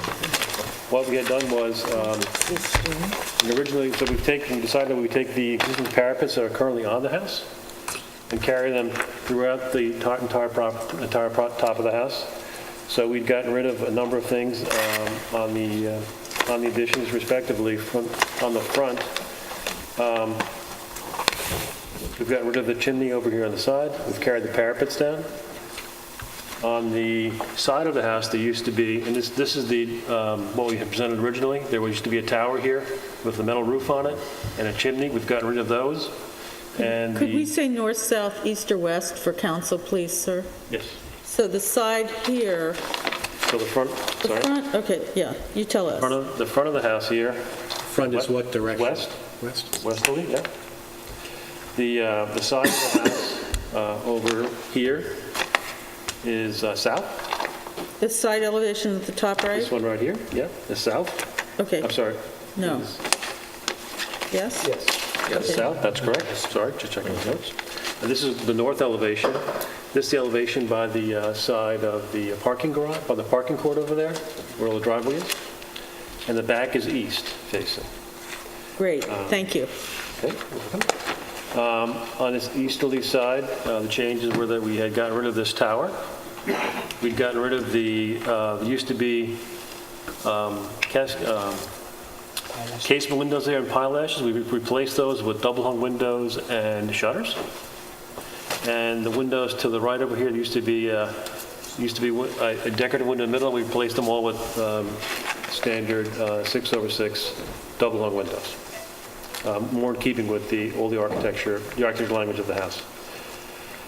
On the north side, there used to be a cascading window here in the hallway. We replaced it to a window on the first floor and a window on the second floor to line with each other so we can get more hall light into the second floor. And we put an additional window over here because right now that wall is kind of a blank wall. And is there just a shutter? What is hanging out there? That's a shutter. That's the one shutter. The existing window is jammed right into the corner, and that shutter is existing on the house. Okay. So it's there. You can see how that window is kind of squeezed into the... Yeah. Do you mind that? It's existing. It's there. Oh, Yeah, okay. it's existing. Wow, it's a big changes you made. Yeah, I think so. I think it's very calm and innocuous, beautiful. and it's very... I have a very practical question. Because typically in the parapets that exist, those short lengths of parapet that extend off the main block of the house, Yes. do what you expect them to do, which is to conceal the pitch of the roof behind them. Okay. So now you've continued that parapet, the idea of that around, but it's enclosing all four sides of a roof, which is gently pitched in one direction or others so that the rain that falls on it goes somewhere. So I'm wondering why are you enclosing all of those gently pitched roof areas with parapets around all sides? And I mean, how do you accomplish that, or how do you get rid of the water? So we're going to internally. Well, yeah, there will be probably an external drain on the back. We're going to use the parapets. Right now, all the roofs go towards the outside of the roof. Where a new parapet is, we're going to put a reverse pitch on it, and we're going to have like an internal, I don't want to say swale, but it's an internal swale. It's going to push all the water to the back of the house. And we're going to have probably 2 leaders that are going to stick out the side and come back down, and they'd be white. I didn't show them on the plan. I'm not trying to suggest a design change, but I mean, typically, the rear facade is not visible from any public right-of-way. And so I'm just feeling as if you don't really need a parapet rising up along that entire length of the back roof if it's being pitched back and gutters and downspouts and things are taking the water away. I mean, we'd prefer not to put the parapet in the back of the house. Again, I'm not trying to lead you into a design change, but I'm just looking at the functionality. From a structure perspective, it just allows us to pitch all the water freely versus trying to have...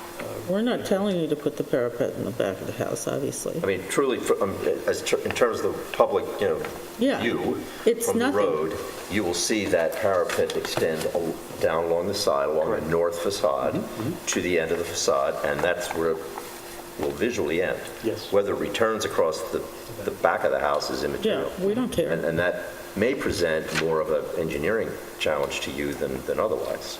It would if we don't put the parapet on the back. Yeah. It becomes a much simpler roof equation to deal with the water. That's sort of how I'm feeling. So you put it on the back, we didn't. Well, you were just so wanting you can to take it off if you'd regularize like, the if that's roof what you're types, et saying. cetera. On this theme, is there a need to do a parapet even on the side? I think so. Well, I think It makes it look handsome, right? Ceiling height you need? Oh, so You can see the sides. It's just carrying that line. Visually, I think it does So the back is regularize. more like the simpler side. Yes. So, It's not unsimilar to what it is right now. I know, Look at the back but of the it's house, just sort of- parapet stop, and you see the butt ends of them on the back of the house. We would just Stop them there. stop them. yeah, I think. so now how do... But otherwise, I think everything ties together, and it's, I think it's so much better. It appears to be just bigger. Easy. Wow. So So we'd be willing to take off we'd like to take the parapet in the back, and if that's something we can do, if you can approve, we can give you a set of plans with that not on it tomorrow. We would do that. let me just see if there's is there any commentary from the public about this application?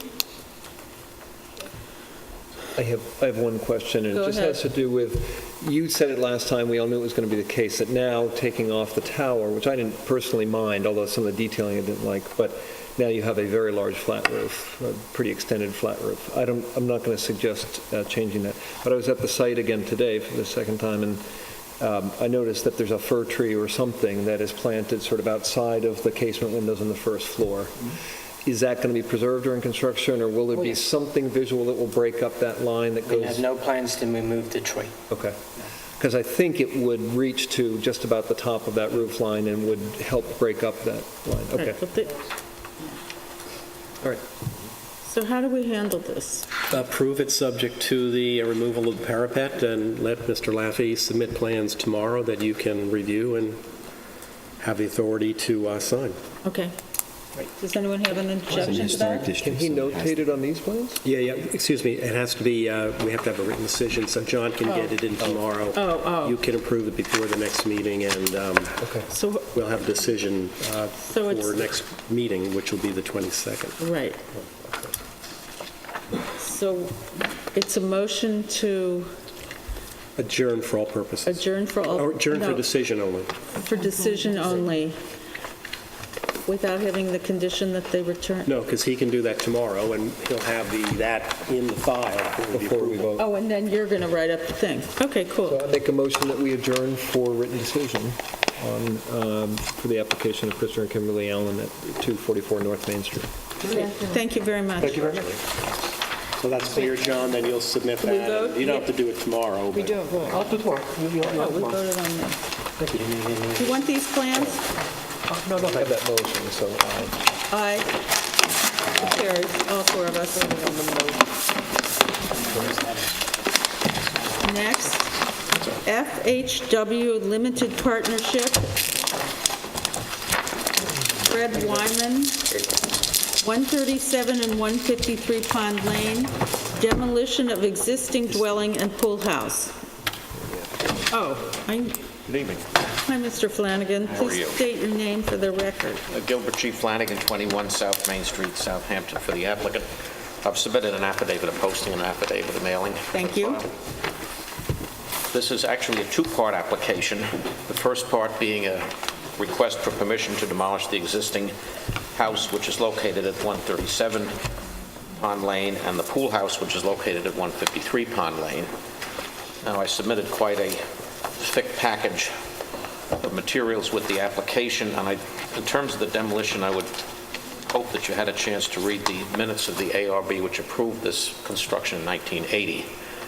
And there's a sentence there by Dr. Brown, which says, quite frankly, that if this building weren't so far back from the street and hardly visible, they would never have approved it. So I would hope that I wouldn't have to say too much more about how it didn't fit, because I think he did it as well as I could. As far as the pool house goes, if you looked at it, it looks like a pillbox that was built into the side of the cliffs of Normandy, so I don't even want to go there with that. They do have great views, those buildings. They do. We're hoping with the planting that we're doing, the selective planting and cleaning up of the property, the views will even be better. But that building is, I don't know where it came from, but we'd kind of like to see it go. Well, they had a contemporary idea and a contemporary sculpture garden. I realized it was in a weird place, but I thought it was kind of brave at the time. Anyway. The setting. No one's in love with it now, don't worry. No. So that's really that. We would hope that you would look favorably on that. Does anyone, everyone knows what that house. It's not a contributing structure. Yeah, no, it certainly isn't. Is there any, So just to be clear, this is just an application for the To knock demolition down. of those two structures? Yes, correct. We're not proposing at this time any new No construction. landscaping changes, and that we have to approve? Now, the only landscaping changes, you see, the second part of my application was to do certain landscaping activities. that didn't come to us yet. Yeah, it was part of my application. It was all, On the, it wasn't on the notice, but it was agenda. part of the application. In fact, all the materials I What does the submitted, building permit say? all the materials I submitted What does the included building permit say? Well, is well, it the in building there? permit wouldn't, the building permit wouldn't involve. About building application. Does it- The application does. In fact, all the materials I submitted showed the plans that the Board of Appeals approved. We had to go to the Board of Appeals for a wetland special permit because we're within 125 feet of the wetlands. Right there, the chairman has that in front of him. So to the extent that plantings are visible from the street, since this is in the Horse Historic District, we're asking you to go along with the same thing that the Board of Appeals approved. I think Well, Sarah wrote up the, Does the application say? what's the application say? Application says demolition of existing dwelling and pool house. There's nothing, we don't have, Well, again, that was not, that was all part of what we submitted. We have an arborist's report, we had all the plans of the Board of Appeals approved, everything was fine. It's not what the application says is being looked for. Of course, that wouldn't be on the building permit application, because it's not a building well, but the, permit thing. It was part of our application to use it. I do not think that I think that there's sufficient notice of this and what it is.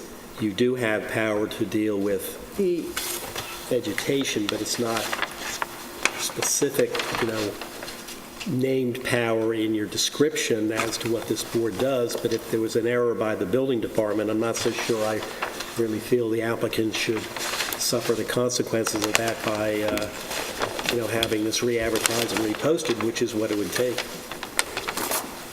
Yeah, if you look at what we submitted, it was quite a thick package, which I think you can see. that was your first mistake, the thick package, because we waded through all this stuff. But then if I didn't, you'd say, why didn't you come up with... Do you want to look at this? I looked at the arborist report. I'm not sure I studied the plan carefully because it didn't seem to be, but I saw I'm happy to look at it. It's enormous, of course. What is the relief with regard to landscaping, Neil? Can you advise the board We what had to that get is? wetland setback relief. Did you get that? We already did, that's part of what we submitted. We got wetland setback. I saw that The code says that if there is significant vegetation within the historic district, we need to get your permission to do something. Well, what is the proposal to do then? It's As set forth in the Board of Appeals application, which is very detailed, we're removing primarily invasive and non-native species. We're basically cleaning up. So does the request involve anything more than the Board of Appeals approved? Only to the extent that if anything is visible beyond 125 feet, which I don't think it is. Right, But so I think you're not removing any specimen trees or anything, or vegetation? There are some oak trees that have red ribbons, something. Are they being removed?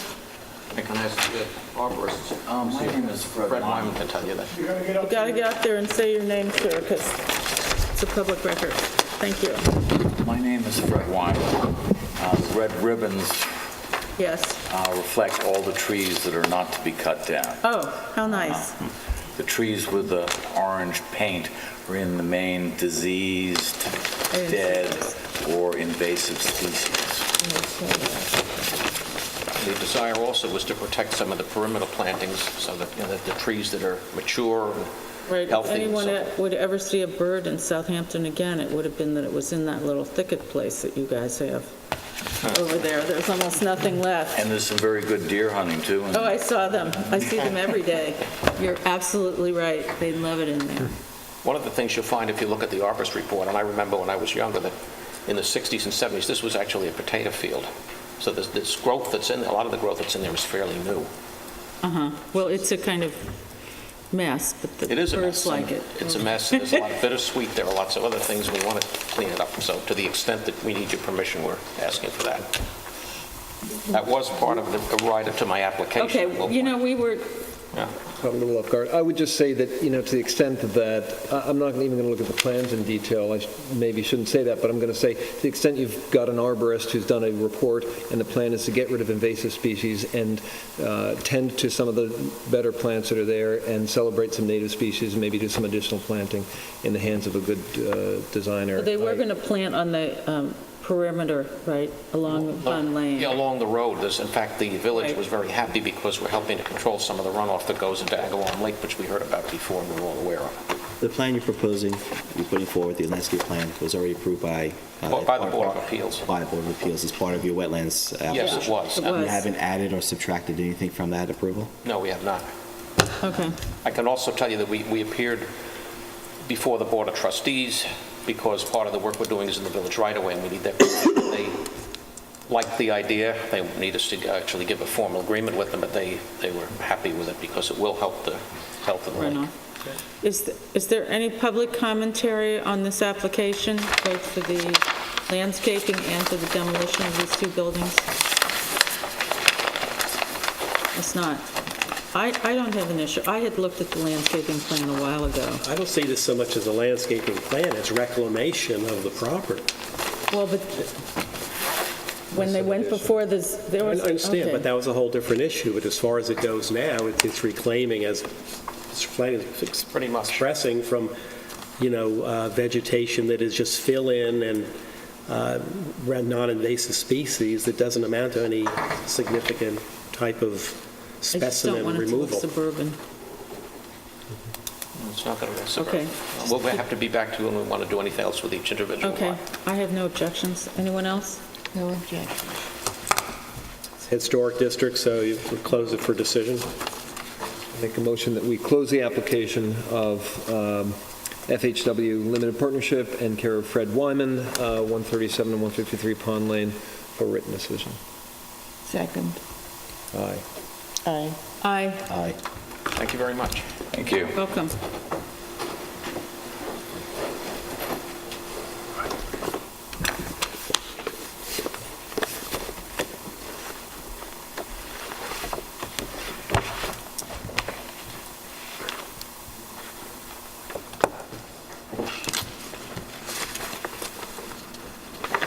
The next application is George Thaler, 21 North Main Street.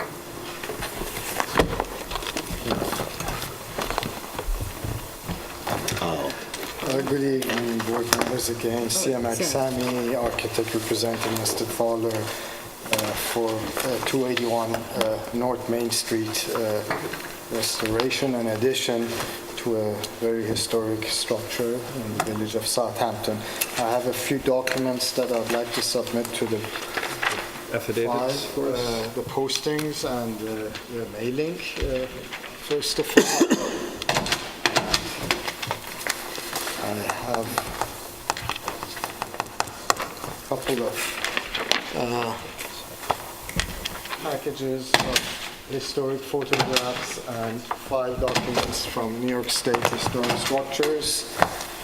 Maybe I give one to you. Do you have an extra one or no? We'll share one. Okay. There's photographs. A couple different. I'm going to first talk a bit about the building itself, the original building.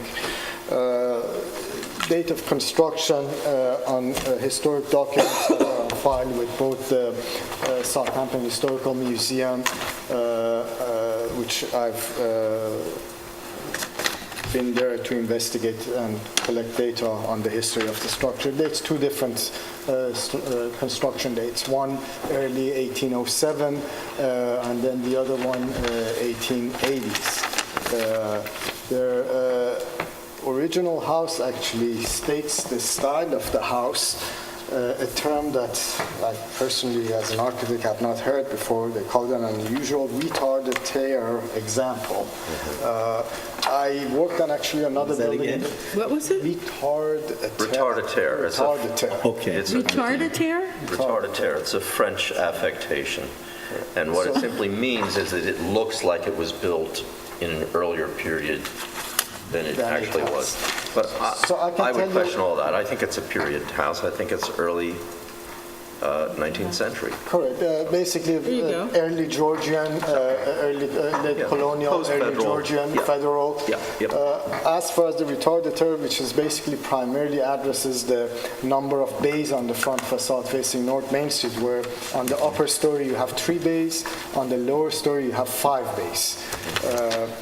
Example of that, if you want to translate the term retard-a-terre, which is a copy of earlier, I did a project on South Main Street, the old Daughters of the American Revolution house, which again, the front facade has the same layout, where you have 3 bays at the top, but 5 bays at the lower level. So, and that house dates to the historic structure across the street from it is 1648 or 1650. The house across from the Daughters of the American Revolution dated back to 1659. So that was an earlier example, if you may, of this house as far as its architecture. The house was added on to, as you can see in the photos, the first photo that you see over here, it shows a pair of columns supporting the front porch, front canopy. In 1901, wider porch was added to the front of the house, and an extension, a linear extension going east-west to the rear of the structure. Basically, it was kitchen and a kitchen outhouse. There's an outbuilding, or there was an outbuilding up until the storm about 2 months ago, which basically finally collapsed and it was cleared up. But that wasn't a historic structure. That was just abandoned parking shed structure, basically. We are not proposing to rebuild the shed that collapsed. The new house is going to be expanded by about 50%, just below 50%, actually just above 50%, 51% over the existing GFA, still way below what the actual allowance for the GFA is. What I have proposed, and by the way, do the board members need additional drawings? Yeah. Okay, so Yes. these are not exactly in the same order as the package that you have, but the visuals, the renderings. You can have one. The Zach needs one, and we need Keep one. one, and we'll take one. There's some in the file. The renderings in the front. These are in the file. Yeah, they are. They're all in the file. Correct. Yes. Okay. So. Yeah. Just different order. Oh. The view that you see in front of you right now, which is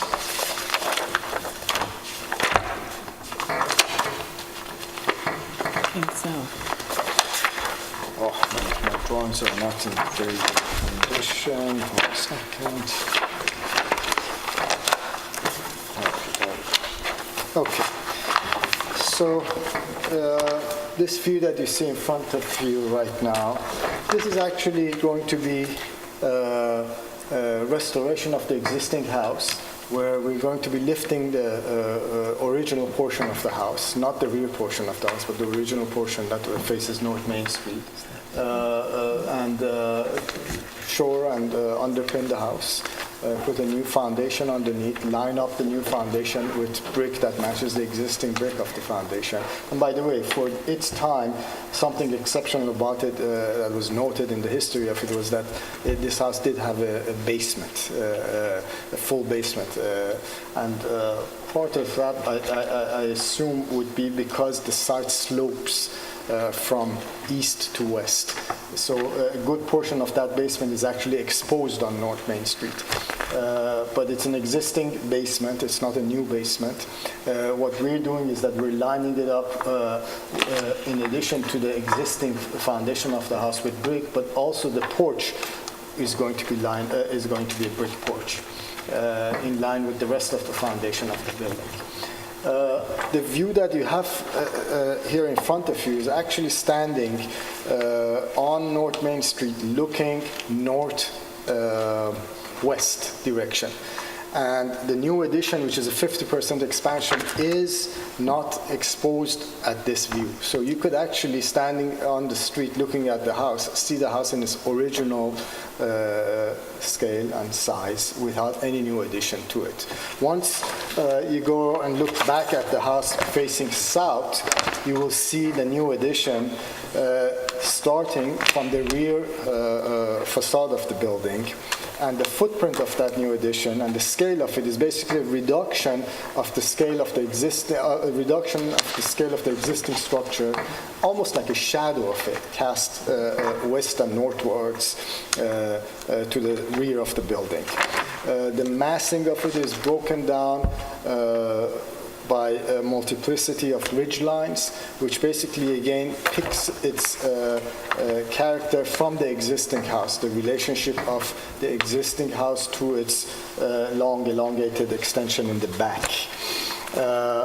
We do have at the far, and then basically this creates on the side of the house an entry court which basically the present house being in such close proximity to North Main Street would not allow any parking. This would create that basically entry drive to the side and the rear of the existing historic house with a porch to break down its scale. And that would basically enter the back side of the existing house and another entry to the new section added onto the house for the kitchen as a side entrance. The rear of the house, which is westwards, has a porch facing a pool. And off of the pool, there is a garage that doubles also as a pool house on its side. And lastly, an elevation of the south side of the building, which is again a drop in the height from the existing main structure at the intersection of the two. Octagonal form is introduced, which basically is the core of in the internally connecting the old and the new portions of the house. The scale of it is broken down by creating cross gables and cross ridges, so that this would be almost like a collection of 3 or 4 smaller houses sitting next to one another, rather than a bulky squarish structure. The building that you see immediately as the new addition over here is basically a 1.5-story space. So all the windows at the top are actually smaller in scale, which is reminiscent of the earlier colonial houses in the area. And this opens up to the 2nd story of this space. The owner, since they did not want to open up any 2-story spaces in the original section of the house, and the ceiling height is less than 8 feet in that, wanted some relief as far as ceiling height, and this section of the house provides that, this 1.5-story section. Let's see what I can tell you more. Is it that much difference in topography from the front to the rear? Yeah. That you have that much exposed? Yes, basically it's about less than 5 feet. Really? Yes. It's weird because there's no... And then there's another 5 or 8 feet that goes up from the house to Correct. the western edge. Another right? 5 or 8 feet that goes up to the neighboring property. Correct. The house is going to be shingled, cedar shingled, 5.5. I'm going to try to push Mr. Fowler to go even further exposure of the shingles to possibly maybe 7 inches. He has not committed to it, but I'm going to push for that. Older houses did have a larger exposure of the shingles. The roof is going to be also shingled. All the trim is going to be painted dark gray. I have a sample of that for you over here, which is called, let me see, there we go, Knoxville gray, if you may. The windows presently are a collection of, the original house was a 6/6.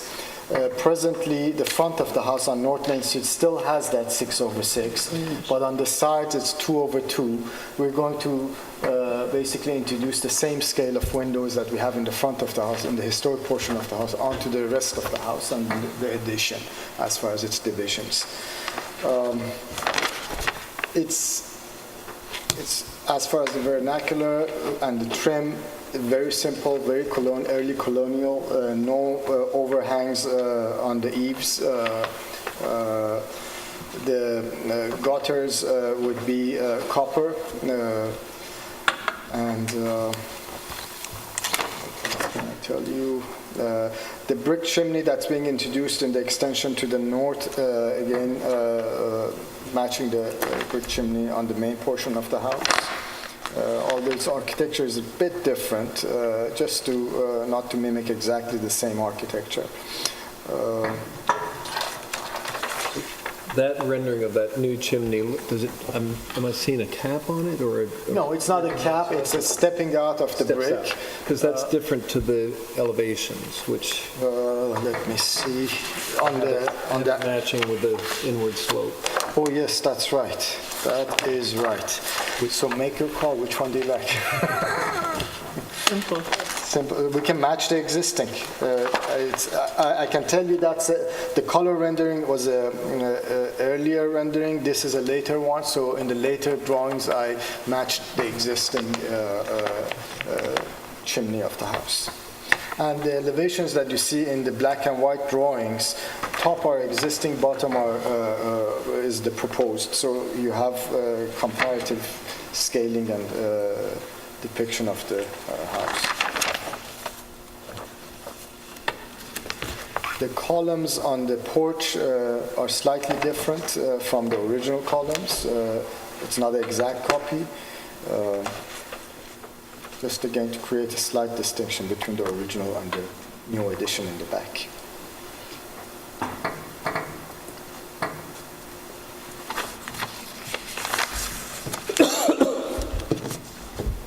I have a few thoughts, Okay, if I may. launch yourself, yes. Okay.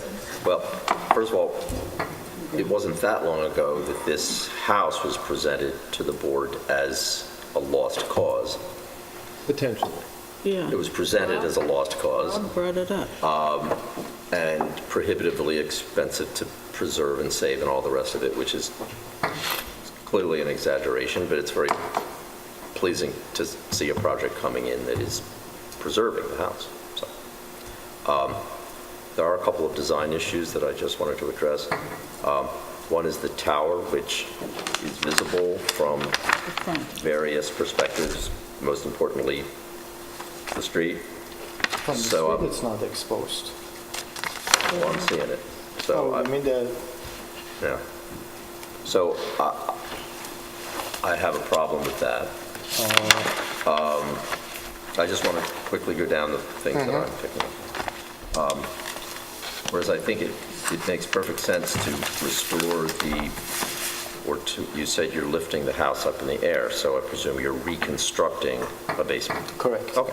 Correct. So you'd be putting it back down on a brick foundation, which it presently is on. It's going to be a concrete foundation that would be wherever exposed would be lined with brick. Faced with brick. Faced with brick. Okay. Okay. That's fine with the foundation. The footings, the supports for the porches should not be brick. So go for a wooden frame. A structural frame. Okay. Now, I understand it's interesting because the house, because as you described it, the site slopes from the street up. Yeah. Abnormally so. So the house sits kind of visually much higher at the street than is normal. Okay. So as a consequence, you have more height of foundation or whatever else at the front than you might otherwise have. And I think that's simply accentuated if you try to carry the brick around to support all of that, because you have a very tall brick wall holding all this up. But in any event, historically, it should not be brick. So the footings, the wooden structural support to that porch should not be masonry. Okay. And I think just visually, aesthetically, it would look better. But I'm just saying historically it shouldn't be that. I'd be interested to see if we could arrange this, what the actual period of the house is, because I wouldn't want you to be guilty of what we call earlying up, which means using 12 over 12 sashes, which are 18th century, to a house that might very logically have had 6 over 6s to begin with. So this is an exercise in making it seem earlier than it actually is, and you're putting all new sashes in it, so you can really choose whatever is most appropriate. It's certainly here. This is the most historic photo. So these are 12 over 8s. Is the sepia color. 12 over 8s. This is the most historic, which is 12 over 8. Well, that's the same as this. Yeah. So that answers it. So this is the post-revolutionary period house, still using 12 over 8. So that's ideally using this document. I'm only suggesting your program there's a lot going on in the back, which is making this a lot bigger, which is fine. It's all within the footprint of what you can do. But I would say that in terms of the preservation and restoration aspect of it, if the focus on this original block were done with greater care so that it really got it as right as you could, then I think that would justify, everything else that you want to do with things. So in other words, we'd be wanting 12/8 here if that is well documented to have been what the house was. Not be a problem. And these are all new sashes and frames that you're making anyway. So those are Now, my... the only 12/8s are in the front of the house. Presently, all the side of the house, for instance, on the north side, are 2/2. But those are on the later. rear, Those are but from the those are later, 1880s. correct. So So we're going to be going again for the main portion of the house, 12/8. Sure, because here you have the house with a little buggy out front, so we're talking 1890 here, and at this point... No, this is post-1901, which when the Porsche was 1902. Yeah. What I'm saying, turn-of-the-century picture which shows the 12/8 up the side facade as well, so, which was wonderful. All those early sashes survived, into that period. So on both stories, both floors. But correct me if I'm not mistaken, are you stating that those windows, the 12/8, should not be carrying to the new addition in the... No, I wasn't even, I was just focusing on what you're doing with the existing historic building. Sure. What you decide to carry into the later should be harmonious with that. Yes. But the sizing may vary, and you may have to make some adjustments. I did have a question, because visually there's a disparity, and I guess these things get printed and developed at different points. But in this schematic, this view, the windows of the northerly extension that's the new part of the building, at the same level, floor level, it would seem, as the main block of the house. And the pair of windows in that extension do not rise above the roof line. So let me shed But that's a little very bit of different light. here. Exactly. Let me shed a little light on that. Yeah. So let's go for what we're actually doing, because this rendering is slightly not as accurate as it should be. Okay, you know where I am? I'm now looking So if you at go to the page... drawn elevation, which shows... Which page is it? Okay, this is A2.1. I'm looking at A2.2. And A2.1. At the lower, I'm looking at A2.2. Let me show you, I want to go over based on drawings that they have, which is this one. So if you look at A2.1 and 2.2. Okay, I just want to complete my thought. Yeah, go ahead. Okay. I'm looking at A2.2. Which is, for us, is on this set of drawings, a different order, it's 2.1, that's the confusion. Oh, you changed the number? Yes, I had more, because this is this is my copy that I shared with you. Oh, I'm sorry. So it's the front of the house. It's the front of the We're looking at house. front elevation. And so what I'm pointing at is that the windows of this northerly extension on both stories are higher than those of the main part of the house, which may be a consequence of the grade, I don't know what, but I'm just saying that's different from that other visual. And consequently, the windows themselves break up through the roof line, which for me, historically, aesthetically, is an uncomfortable detail. So I don't know whether that's necessitated by the grade as it's rising, because we recognize that it's doing that, but regardless, I think that's an aesthetic point to look I at. assume you're trying to get higher ceiling heights in the addition. So the idea was to get to a higher ceiling height. So if you look at A2.2, which is the north side of the property, the elevation, you can see that the eave is slightly higher than the original portion of the building. You follow? If this line is higher than that line. Yes. Okay. So that was precisely as you mentioned, Rob, is to get on the new extension slightly higher, another foot and a half higher ceiling height for those windows. On the street side of it, you can see a side of a dormer over there.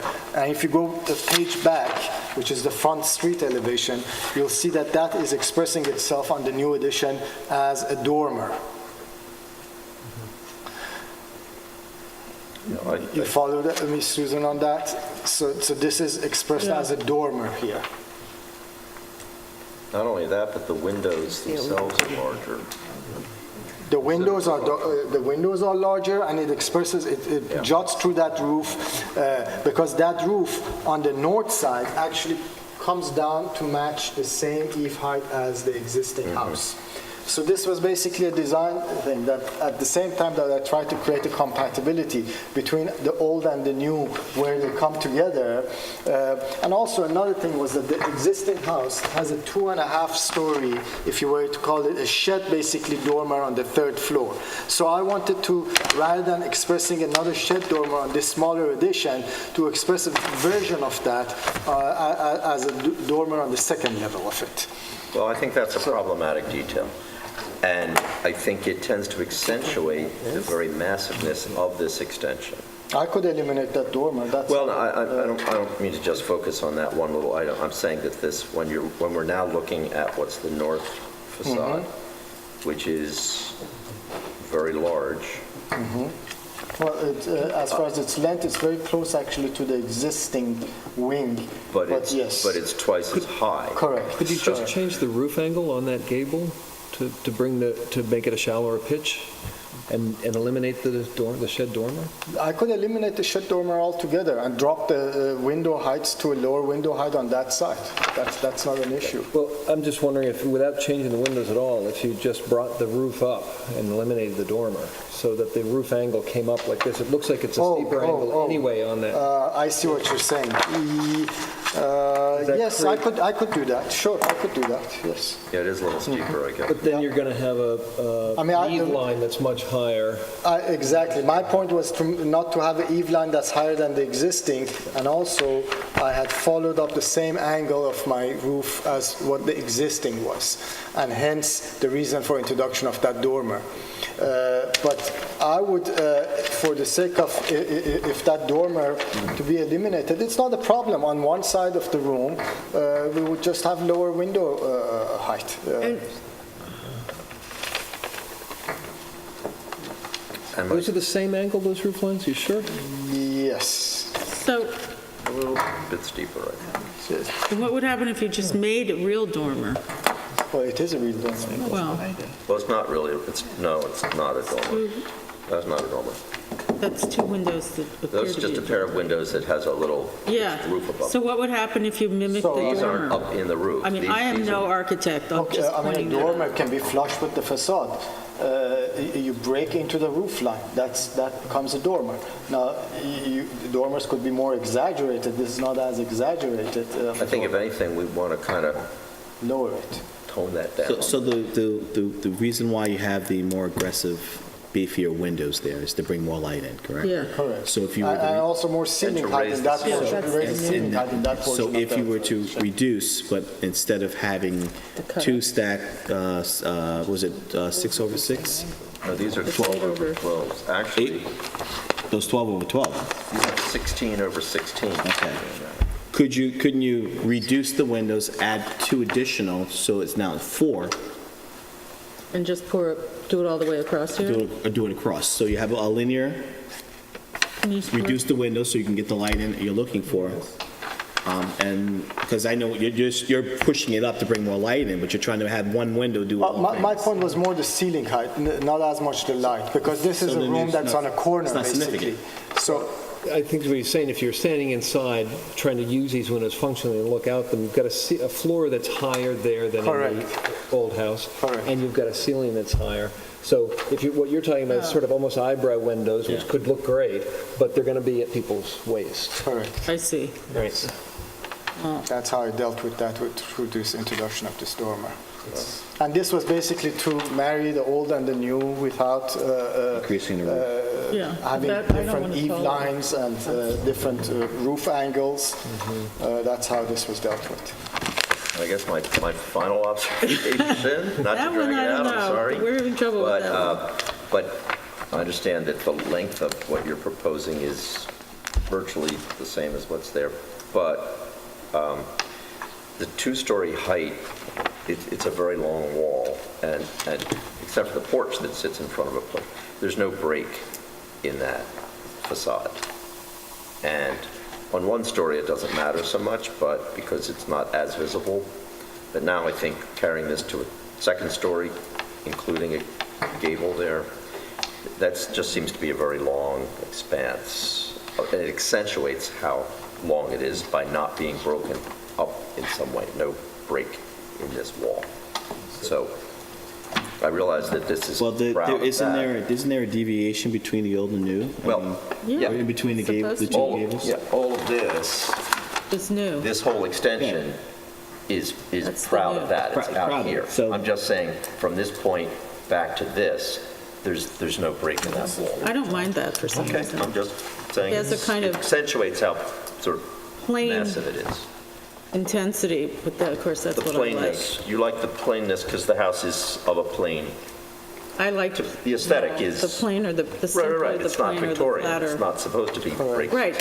All The right. front, and honestly, the front part is pretty ornate when you really think I about it. looked at that heavy brick and said, wow, when I first originally saw it, but now explaining why the topography is just, my biggest issue was the What's front this? facade and showing all of that heavy brick in front, but I understand why it has to be.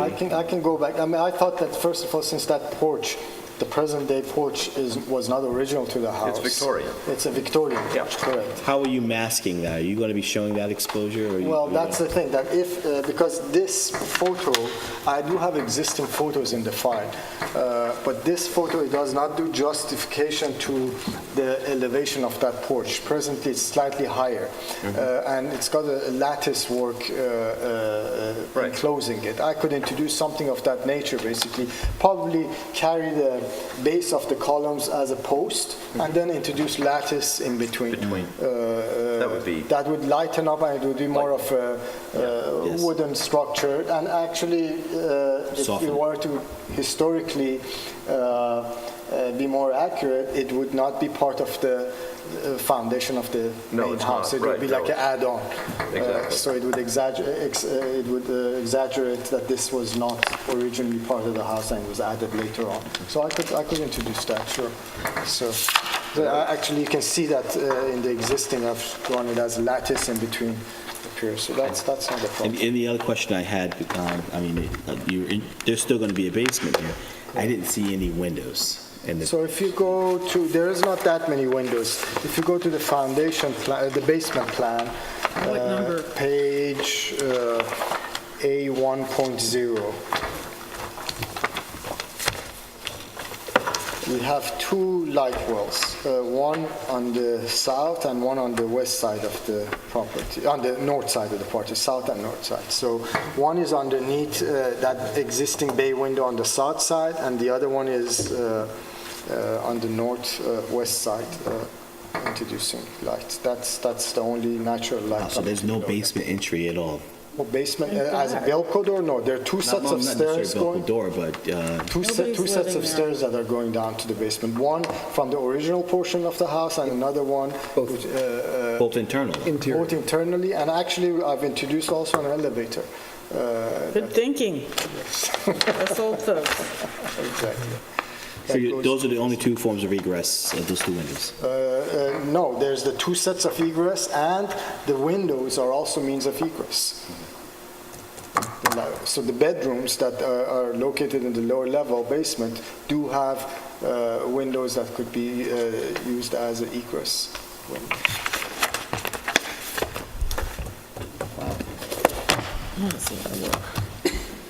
You think? I don't love that. I don't like the tower, but I can't think of a way to... I could drop the height of the tower. That would minimize it. What's the inspiration? No, the octagonal So the extension of the tower, if you look at the floor plan of the house... You really can't. I'm trying to just to tell you the origins of that. Okay. I like the circle. So the house sits in very close proximity to North Main Street. Nobody's going to come and park on North Main Street and enter this property. They're going to come to an entry court. So it's going to be the side, and that's going to be the north side of the house. So I did not want to enter this historic house only first from the new addition. I wanted to first enter the house into the old portion of the house. So where would that be? That would be basically the northwest corner of the house, which is basically connected to that porch. That is a secondary porch, mimicking the front porch of the historic house. So from that porch, I come to this circular space that basically ties the existing stair of the house, the existing living room of the house, to the new portion of the house. So this becomes basically a core of basically a hinge, basically, where all these different elements come together. And as far as circulation, internal circulation of the house, that led to this form, which basically expresses itself at the juncture of the old and the new on the exterior of the house in this manner. And also, I thought that it breaks up the roof. It breaks up the roof lines. It breaks up the roof of the original house. This is not a happy preservation plan. In other words, if this were entirely an element of what is being newly constructed and designed and added, that could have a justification. But I'm within the context of preserving the old and adding to the new. I feel that that's kind of an aggressive. That's the only place that I've taken an aggressive stance as far as introducing anything new to the house. All right. And it's in the back of the house. I think one aggressive thing to that original house is perhaps one too many. I think preserving that house. I also am cognizant of that. Okay. That's why specifically I picked, first of all, a location that was the rear of the house. What happens to the structural frame? There's a roof frame on this house. There's a roof frame on this house that opens up through that roof frame, correct. So it basically breaks into... So if I'm standing in this sort of circular light well, am I looking up and I'm seeing hewn oak rafters traveling through this space? No, those oak rafters would be blocked at the periphery, similar to a Well, now they're dormer. spaced every 3 to 4 feet across this entire building. Here's your ridge line. Right. So basically we will be beefing up the rafters on the two sides and then framing this within there, within that opening. So again, going back to what I was saying is that yes, I'm cognizant that this is not a historic element to the house. This is a new development. I think that as far as bridging or bringing the new and the old together, rather than the two just coming together and not expressing any separation, this introduces that separation. I think that definitely we could calm it down by lowering the height of it. And it's an expression of the internal function of the house, albeit it's a new function right now. It's not seen from the street at all. Again, and even if you lower it, it won't even be seen much from, and this is the depth far to the west of the property. So even on the, being that this is a corner lot, it's not that exposed. The view that I'm showing you is basically specifically trying to focus on that. From the street, you will not have this view. And this form is not an alien form to the vernacular of Southampton. I mean, the earliest forms were the windmills out here. Which are off diagonal. Please. No, I'm not saying that. I'm just saying that this form is not a completely alien form to the period. Of course it's not, but we don't need a lighthouse or a windmill rising up to the middle of a late 18th century period house. The house is already there, and I think the powerful approach here is to put as much emphasis into preserving what is worth preserving, which is this wonderful two-story late 18th century period block and its sashes and all this jazz. And given that, or let's say that as a given, which is preserving that, and I think the intention of that should be to preserve things like the roof frame. I know no one sees it, but that is what makes this house a survivor. And to introduce a novel element within that structure, I think, is a stretch. I think if that element were relegated to a portion of the building which is being designed and built new, then it would be more of a harmonious design element. But I'm very uncomfortable with cutting a tower through the structural frame of this house. in the Is it name of open? preserving Is it an open two-story? It's all open, so there's no No, second it's not floor? upper, it's not, it's 2 stories, but the portion that breaks through the roof is It's all open. open, yes. So not necessarily needed, other than for light to penetrate in. The idea was that on the second conjoining. floor, it's on the internal portion of the building to introduce some natural light into that space, which is the main hub of the circulation of the house. And by breaking through the roof line and introducing the windows. But again, as I said, first of all, I don't need to have 4 windows on that octagon. If I eliminate the 2 that are closest to the higher portions of the roof, I can definitely drop this height by another couple of feet. That would definitely reduce the impact of it. As far as a form jutting out of it, it would be much more of a quieter form. If the actual form is of an octagon is an issue, I don't know what the board feels about that. I don't like it. I hear what you're saying. I hear what Zach's saying. I feel like, I don't know, I was so thrilled that the house wasn't going to fall down that honestly, and that I like the sort of simple addition, that sort of starkness of it, but that's my particular taste, and so I appreciated that. I don't like that thing, but I see what it. I mean, the precedent that we have. What would be the alternative to that? Was just to jam them together? The alternative would be that if you look at the front of the house on North Main Street, we have this shallow. It's like a clear story dormer, shed dormer. Yeah. And rather than giving it a specific independent form, I could introduce some sort of a shed dormer up there, clear story with clear story windows, something closer to that architecture rather than something like this. That would be quieter, still introduce some light to that circulation point. I think that from an architectural point of view, the connection of the old and the new should be made evident with some tertiary form. This is a crucial juncture between the two. So I could play down the form of it and introduce something more as a precedent in line with that. Rectangular with that, because this is exactly, it's a very orthogonal house, and I could introduce something of that nature that would definitely quiet it down. It would be... You want to? I'm willing.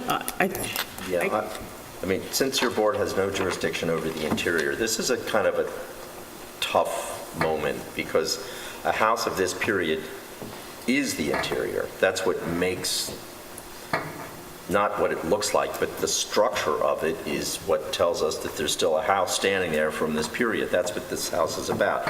And so the idea of carving out a rather large window well right up through the middle of this thing.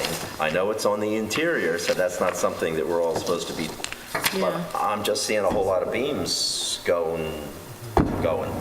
Well, we don't know how the beams are. Okay. Have you looked at? Well, I can tell you those beams are rotten. No. But I would, definitely I would love to have you to come over and inspect the house, because those are things that we have to address. This house has been. We know. There was a hole in the roof, and yes, that was left to get larger. Maybe Zach should go and look at it.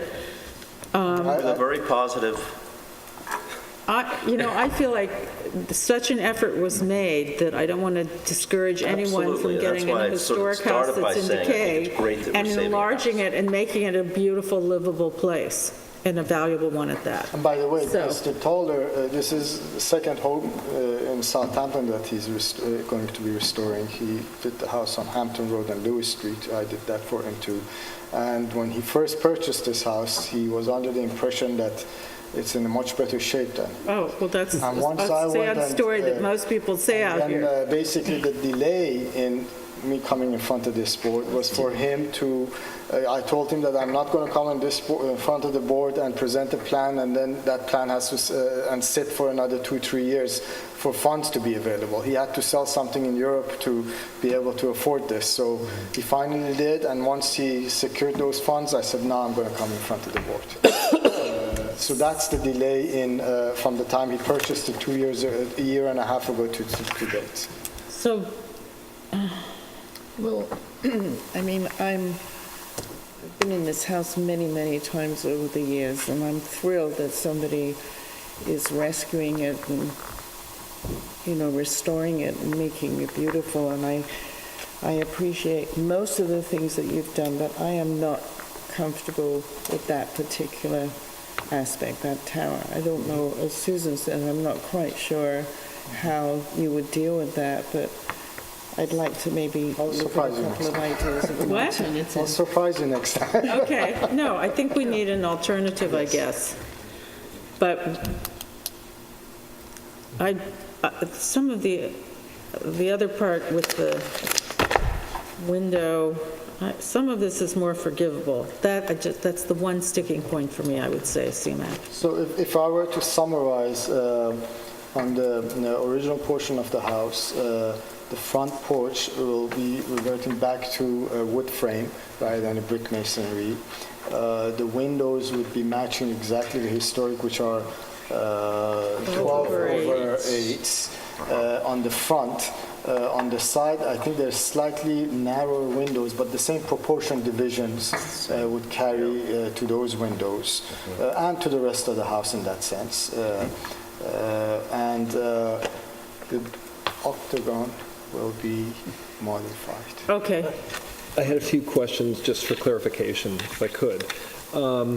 There's a roof on the south side over the bay window. Is that copper? It's red on the... That's copper. That's going to be copper, yes, because it's a shadow pitch and shingles would not quite... I mean, I could...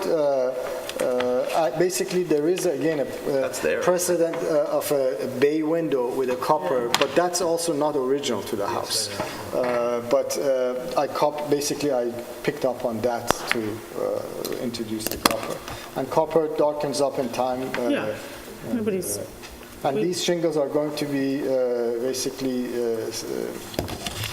left to weather with the darker stain, darker paint for the trim. I would just comment, I think we've talked about the grade. I believe that the grade will have the effect of actually, in my opinion, it'll minimize some of the apparent massing of the addition in the back, because the grade comes up behind, the plantings will come up behind, and that will have the effect of making the back of the house feel what's being swallowed into the hill a little bit. I think that, to me, that's a positive. Couple other questions. I'm a fan of trying to push your client for a taller exposure on the shingles and the siding shingles. Yes, okay. A lot of houses of that era might have had 11 or 11.5-inch exposures. I'll push. I know that's the expense, but that I think that I personally I'm a fan of more exposure too. But and tell your client he can get away with that because the shingles should be nailed at the butt, not concealed as you go up. So you can get away with a shorter shingle because you're going to be nailing them at the butt. Just saying.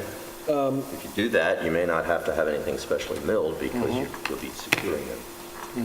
I did have a question on the addition as it faces the street. So I'm trying to look for the right rendering or the right elevation. So if you go on the east-facing facade. Are you talking about this facade? This? Correct. And it was really showing up in elevation. I was a little troubled by, there seemed something off about the width of that staircase that faces the road. It felt commercial because it was so much larger than the other one. And it also faces directly into a bare wall with non-symmetrical windows on either side of it. And it's not centered underneath the windows under the dormer above. So it just felt a little, for a form like this, form was driven by function, and it was very basic. It felt like there wasn't an organizing principle there. So I didn't want to, if if I may shed some light on this. So, which basically talking about that this doesn't line up with the dormer above it. So, one thing is that as far as the width of the staircase, that was predicated by the 3 bays of columns, which is basically a reflection of the 3 bays that we have in the original house. So we divided that into 3 bays, and I gave the center bay similar to the front for that main entrance. I could narrow it down, but then the railings going up the stair would not line up with the columns. I personally do not have a problem regarding not embellishing and creating too much of a symmetry on this one, because I think the symmetry is on the old portion of the house. This is intentionally, I think that it should have that vernacular of not too much of a face, symmetry of a face on this side. Just in terms, don't you need a wide staircase once in a while to get stuff in the house? Oh, yes. I mean, this is like a 5-foot wide staircase. Well, we're still in this area. There's a lot of railings now on the house. There's those railings on the 2 porches, and there's a railing on the second floor deck in the back, which I assume is a functioning deck over the addition in the back. Is that correct? Not as, I mean, basically I want to give a little texture to that porch. It does have access, but not directly from a bedroom, and a good portion of it is buried underneath the roof. So it's a shorter railing. It's not a full 3-foot height railing. So and I know that the turn columns that are already there, they weren't original. We see differences from one picture to another. They came in that last porch edition. I don't mind the turn columns. To me, adding in turn spindles throughout adds a decorative feature that would be inconsistent with the original house. I kind of like the plain pike 1.5 inch by 1.5 inch, something like that. And I'm not going to ask you how to design it, but it just seems very decorative to have all of that turn spindle. I can simplify those railing spindles a bit more. I want to give it a little, because I don't think that the front porch spindles, as in the existing photo, are they're very recent. They're definitely not historic in any way. The spindles? The square ones that are presently right now on the front porch of the house. Yeah. And I had the option of copying that for the new extension, but I thought that would be a bit too raw. I wanted to introduce a little bit of detail, because the house itself doesn't have any detail. There's no dentils, there's no overhangs, the trim is minimal. This is the one place that consistent with the original house's addition, that as it was a later addition, it became a little bit more decorative. I started becoming a little bit more decorative on these two, but I could tone it down. But you're adding in another 100 linear feet of that around the house in different places. So I could definitely tone that down and simplify it by maybe having 1 or 2 carvings in it rather than 6 or 7. Now, I know this is part of the site plan, but it would impact the overall look. You still are showing gravel parking in front. Correct. They want to keep that parking in front of the house, the pull-in in front of the front door? They can't Are we talking about this area here? Yeah, on the site plan that I saw, it still was with including the addition. I want to keep that, because that, again, going back to these photos, actually in the historic photos, there is this post that you see over here that was for tying the buggy. And then later on, and you can see actually to the right of this photo, the steps that were used get on a horse. Get on the horse buggy. And later on, they introduced the porch to provide more protection. So I think that element... You're going to have a horse block and a hitching post in that gravel parking area? Don't laugh at me. But Mr. Toller has been going around and picking up all the antique things from Maine and bringing it down here. So he might... I think you will make this house look very nice and formal. It looks like a lot of hedging around it, and it seemed a little incongruous, but I'll hold off. I think those are all my questions.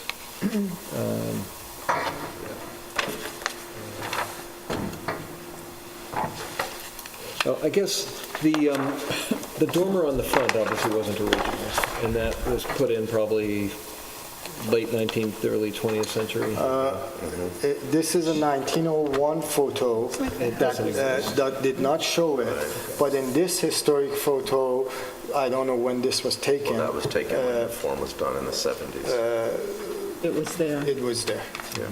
Probably. I don't hate it. No, I don't either. I think it's okay, And it's there, it's existing. and it's there. Exactly. All right, so, I guess the major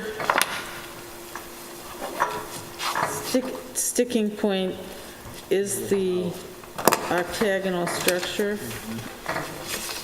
And we're looking to see something of an alternative to that. Okay. And besides that, And the brick.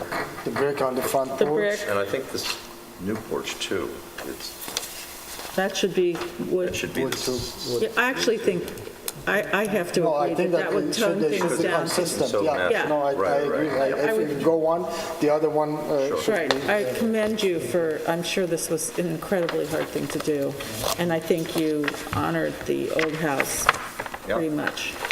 And so we don't want to discourage your client, really, because, so if we could have an alternative to the one sticking point, or the biggest sticking point, and if you have any other new thoughts, we'd love to see them in our next meeting. How's that? Does that seem right? Yes. Okay, so are you asking us to adjourn to it? For an When is the adjournment to next it? meeting? It's October 22nd. Well, I can't make it to that one because it's my birthday. It's your birthday? Can you send someone else? So We won't ask I'll be how at the old. following We don't meeting, have which it. is when? No, but that's another month. Yeah, we're skipping the next 2 months. There's, I'm not even in the country yet, on October 22nd, so it would have to be the following. okay. So the following after. I'll submit plans, but I can have my assistant present it to Maybe, you. I think that Yes. would move it along. Why don't you do that? Okay, Do you have a qualm about that? I don't have a qualm. Okay, fine, so let's, I just think, unfortunately, there are I these won't be here. holidays, like, Because after that, it won't be until the 26th of no, November. we don't want to discourage, okay, get your assistant to come in with us. Okay, And very bring, if we could see the plans whenever you, because there's a month for you to prepare, if we could look at them a little before the meeting, that would be fantastic. All right? Yep. Sounds good. So, Before we adjourn, one small detail, and I think this might be just a drafting error, but it looks like there's a light over this window on the north facade. Okay, just so we don't get That's the least confused. of our problems. I know, but I thought I'd point it out. Okay. So we have a motion to adjourn, for an adjournment till our I next make a meeting. motion that we adjourn this application of George Thaler. Taylor at 281 North Main Street. Second? Aye? Aye. Aye. Thank you. Thank you. Thank you. Thank you. Final application for this evening is JBLS-R LLC and JBLS-M LLC, 23 Gin Lane. Construct a second-story addition.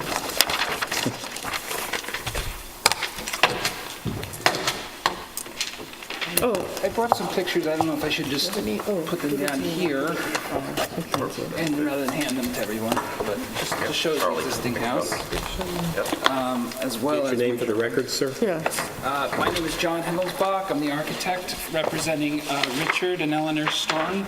I don't know if you need more, the plans you have are there, but these are just more of the same, but just easier to handle. Yes, that's very 11 by helpful. 17.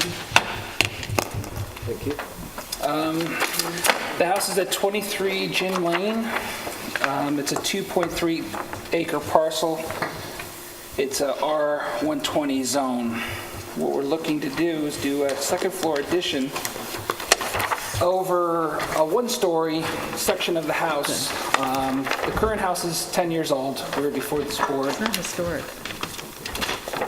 It was presented to the board 10 years ago. We built the house, and now they just want to do a matching addition. As you'll know, on the south side of the house, the front elevation is the east elevation. So the south is towards Gin Lane. The north side is on the total opposite side. You can see a small one-story wing there, which is actually a small indoor pool area.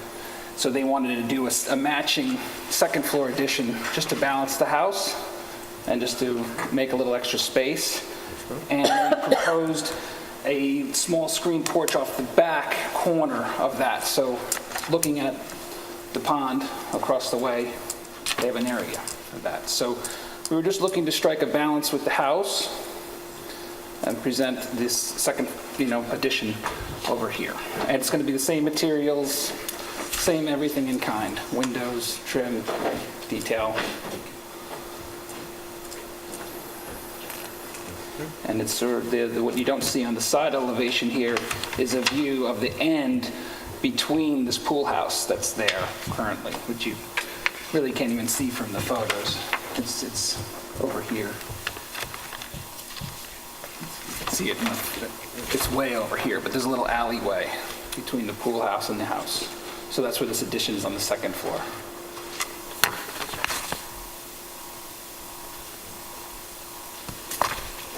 Modest second-story addition. Yeah. I see nothing in keeping, using the same material, matching everything with the screen porch off the rear. I don't see any issue. We had neighbors wrote letters, it's in the file, in support. The only thing I have a question about is the cantilevered walkway. It's an odd form, and if you're trying to create symmetry, you're then taking the symmetry away by adding that, and it seems to then, the purpose of that, I suppose, is to give someone access to that outdoor deck. Yeah, it's to go around. It's in the far corner. It's pretty well obscured from any viewpoint. It's actually between the house and the pool house, that little section. Yeah. So it's set back from the back of the house. It's set back from the front of the house. It's in that alleyway. It's just a small little catwalk that gets you around it. And why do you need to go around it? Because in the layout of the floor plan, there's a door from this room that gets you out, so you come around so to you the can side. look out at the... And also, there's actual... The reality of it is, if you look at this side, the rear elevation, or the rear of this back end porch, where the furniture lays out, the water drips right down there, so she wanted to extend that a little bit to have a little overhang, and also, so it has two purposes, believe it or not. Mainly to walk around, but... So to give that little, it's like another 3 feet. Where is the road? The road Where is down here, Gin Lane. So It's sideways, the this left house. of I guess my question is, do you see this from the road? No, you it's don't the really see it farthest from in, almost anywhere. right? Yeah. Yeah. So, It's on the north end, Right, north end of the I house. get it. South end is Gin Lane. So it's totally opposite. That being said, I don't have any objections to your plan, so... I have no objection, please. I think it seems I want to thank you for giving us such good plans with proposed and existing. Curtis doesn't either. Rob? Other than your... Have a motion, one? Oh, this is just in the historic I make a motion that we district. approve the application. That we close for written decision. We have to do a written decision. Yeah. That we close this application, JBLS-R LLC and JBLS-M LLC on Gin Lane for written decision by our council. I second that. Aye. Aye. Aye. Thank you. Thank you. You're welcome. Well, did anyone have any plans that are left out now on the table so that Diane won't be mad? Just left that one. I'll take any trash. Yeah, you can throw it off that. So that being said, I have a motion to close the meeting.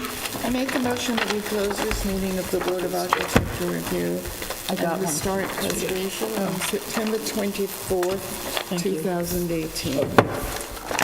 Do we need, I'm sorry, before we do that, do we need to close this application that was being held? yeah. to the side? Yes, they're not They didn't coming. have any, we didn't have jurisdiction unless they came in.